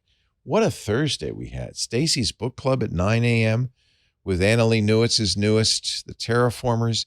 And then at 1 p.m., an interview at Pruitt did with Hugh Howey, the author of, if you've seen Silo on Apple TV, that's the Wolves series. What an incredible exclusive for club members. We do a lot of those. We're going to do a lot more, including Micah's Hands on Macintosh show, Hands on Windows, Scott Wilkinson's Home Theater Geeks. I can go on and on. I think the club is a great value. It really helps us, and it helps yourself, right? So go to twit.tv/clubtwit and subscribe. And we thank all of our Club TWiT subscribers for making this show pod. We wouldn't be doing this show if it weren't for Club TWiT, to be honest. Exactly. Yeah. More calls? Should we do some? I see Robert on the line here. Let's put Robert's on the line. Robert on the line. Robert, so do I. *6 to unmute. Hello, Robert. Welcome to the show. Says Robert is there, but I don't hear him. You want your gaffer's tape back, don't you, Jim? No, he's going to set the timer for this us. stuff costs a lot of money. This is pricey. Yeah. Yeah. I can't believe 4 for $16. I got some Amazon Basics kind, and it was expensive. So I can't imagine how some like good quality kind. It was cheap gaffer's tape. Don't get cheap. Well, I guess for covering up a light. Yeah. Doesn't really matter. Robert, are you there? One more chance. Press *6. Hello. Let's do a voicemail while we're getting Robert on the line. What do you got? Yeah, this is Jimmy calling from the Charlotte area. Hi, Jimmy. About iCloud storage. Is there a way to store my photos and stuff in the cloud without them staying on my phone or my Mac? Because I'm running out of space, and the only things I can seem to find online is turn it off. But at that point, or if I delete anything from my Mac, it's going to delete it from the cloud. But I don't want to delete it. I just want it off my Mac. This is a great question. My space. So you have two options here. And one of them is set by default. So I'm wondering if you're even running out of space in this case, but basically on your Mac and also in the app on your iPhone, you have a setting.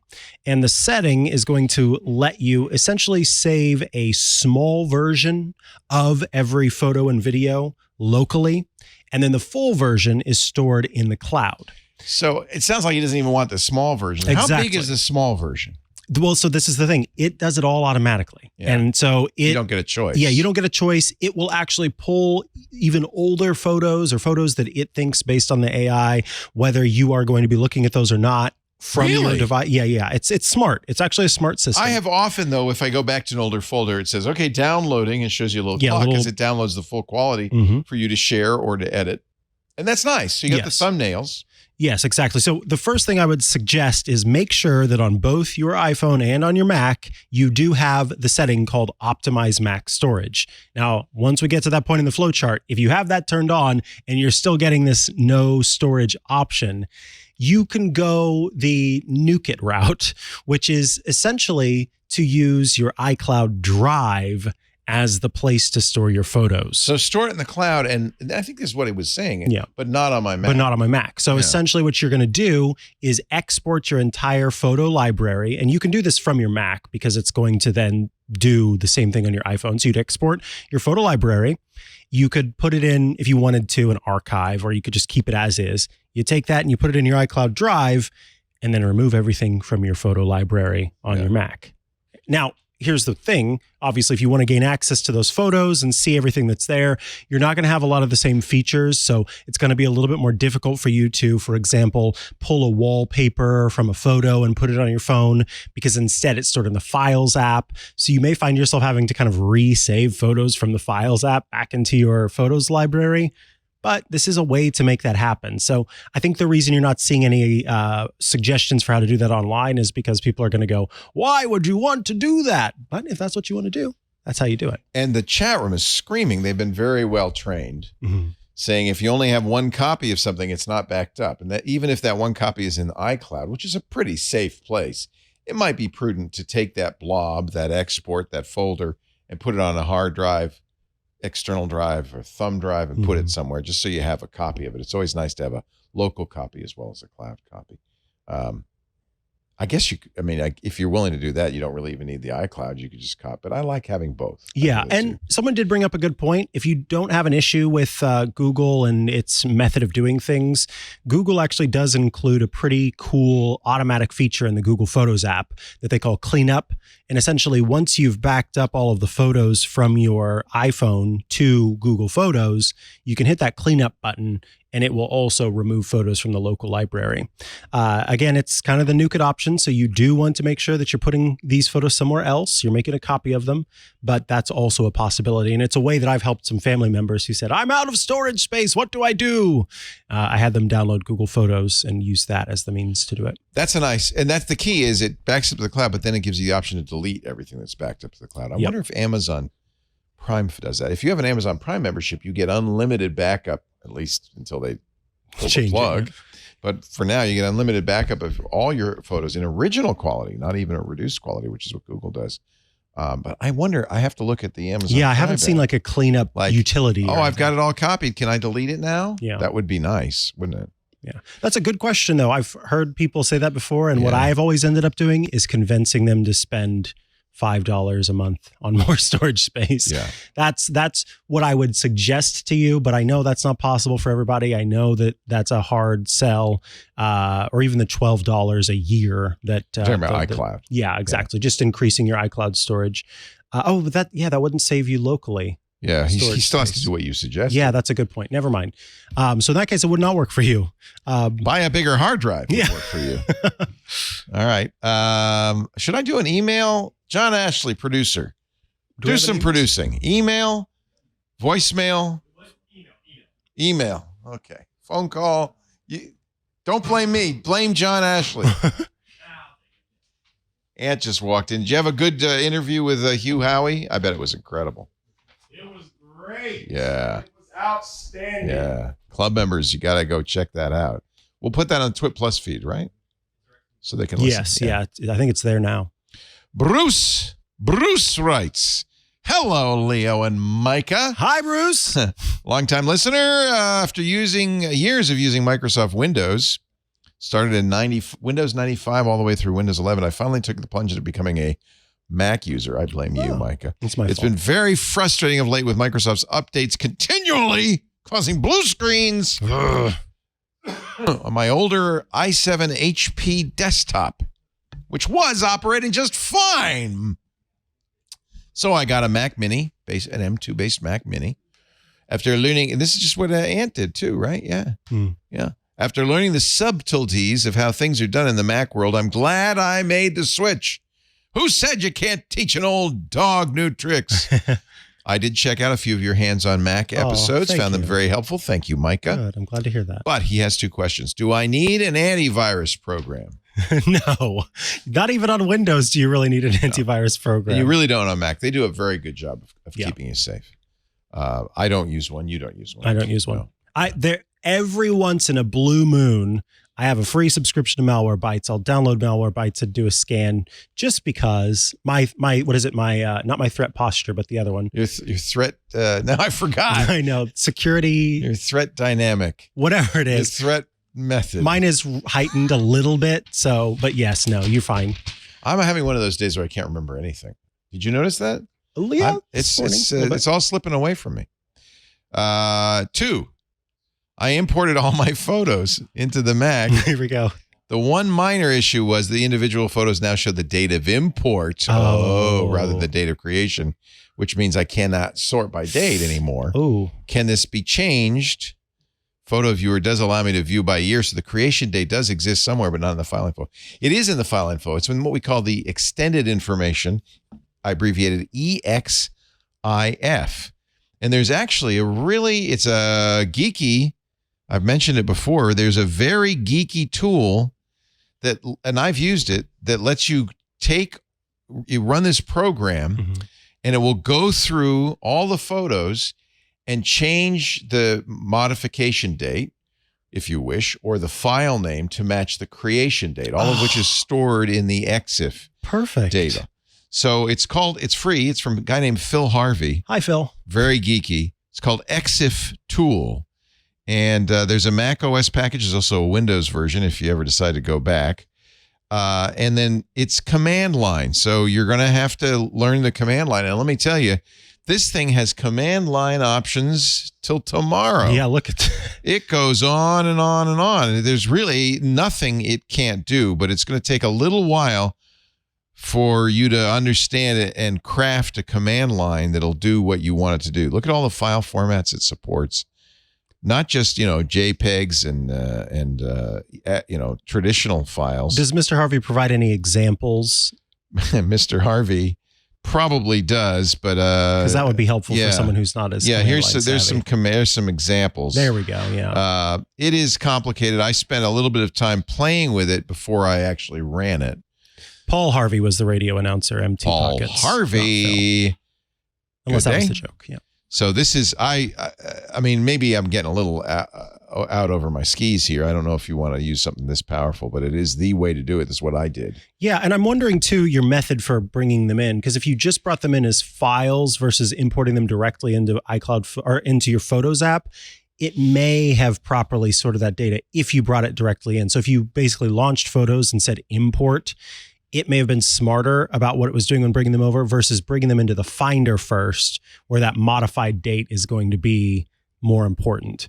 So I think that this tool is something well worth using, but you might try importing, if you're maybe not as comfortable with the command line, importing directly into the Photos app and seeing if that takes care of the issue where it's not Finder that's going, well, I think what's most important to you right now is when these were modified.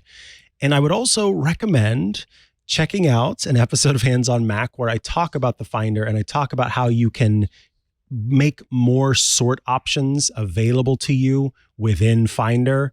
So you can easily right click and choose when these were, you can sort by date created, date added, date last opened, all sorts of options that might be able to help you sort better.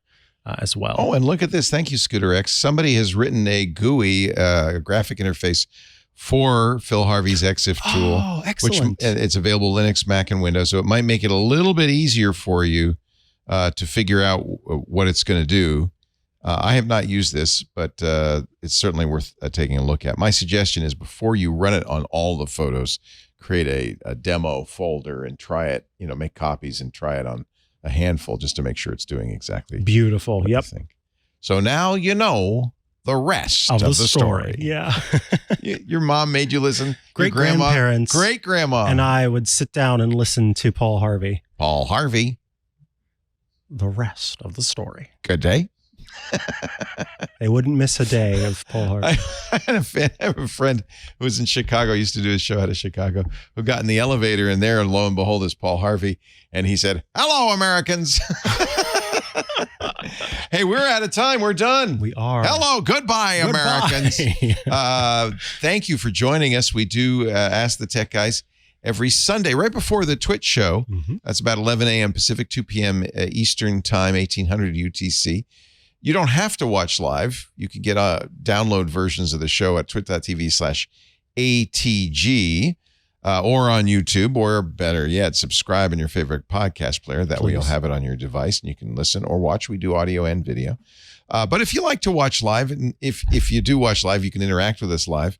You can make the phone call, for instance. All you have to do is go to live.twit.tv. Actually, there's always something going on there. Yep. If we're not doing it live, we'll do reruns of the shows, live.twit.tv.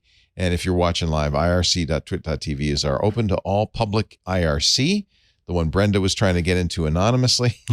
And there's also a Discord where you can be anybody you want for club members only. But again, I hope you will watch and listen. Now, remember, the phone is open for all week, so you can call and leave a message for us when we're not on the air at 888-724-2884. You can also email us, atg@twit.tv. We get lots of emails now. It's great. It's a lot of fun. Yeah, and a lot of voicemails, too, which is great. Yeah. Thank you for your calls and for watching the show. We really appreciate it. Anything else to say? No, I think that's it, honestly. Okay, Mikah will be back. Have a happy 4th, if that's have a great thing you 4th. Celebrate. Yeah. No shows on Tuesday for our international. Every year, I'll get an email saying, "What happened to the show, MacBreak Weekly, Security Now? No show. What happened?" Because they don't know. July 4th, holiday. It's because we switched to drones. They can't hear the fireworks. They don't know. They don't hear the explosions. They don't know. So we send the whole team home. Everybody gets the day off, which is a good thing. But we will be back here. I'll be back here on Monday. You'll be Tech News Weekly on Thursday with Jason Howell. And then we'll be back next Sunday. No iOS today, though, Tuesday. No iOS today. And we'll be back next Sunday. So thank you, everybody. Thanks, we appreciate it. Have a great 4th. And we'll see you next time on Ask the Tech Guys. Have a great Geek Week now. Bye-bye. Hey there, Scott Wilkinson here. In case you hadn't heard, Home Theater Geeks is back. Each week, I bring you the latest audio-video news, tips and tricks to get the most out of your AV system, product reviews, and more. You can enjoy Home Theater Geeks only if you're a member of Club TWiT, which costs $7 a month, or you can subscribe to Home Theater Geeks by itself for only $2.99 a month. I hope you'll join me for a weekly dose of home theater geekitude.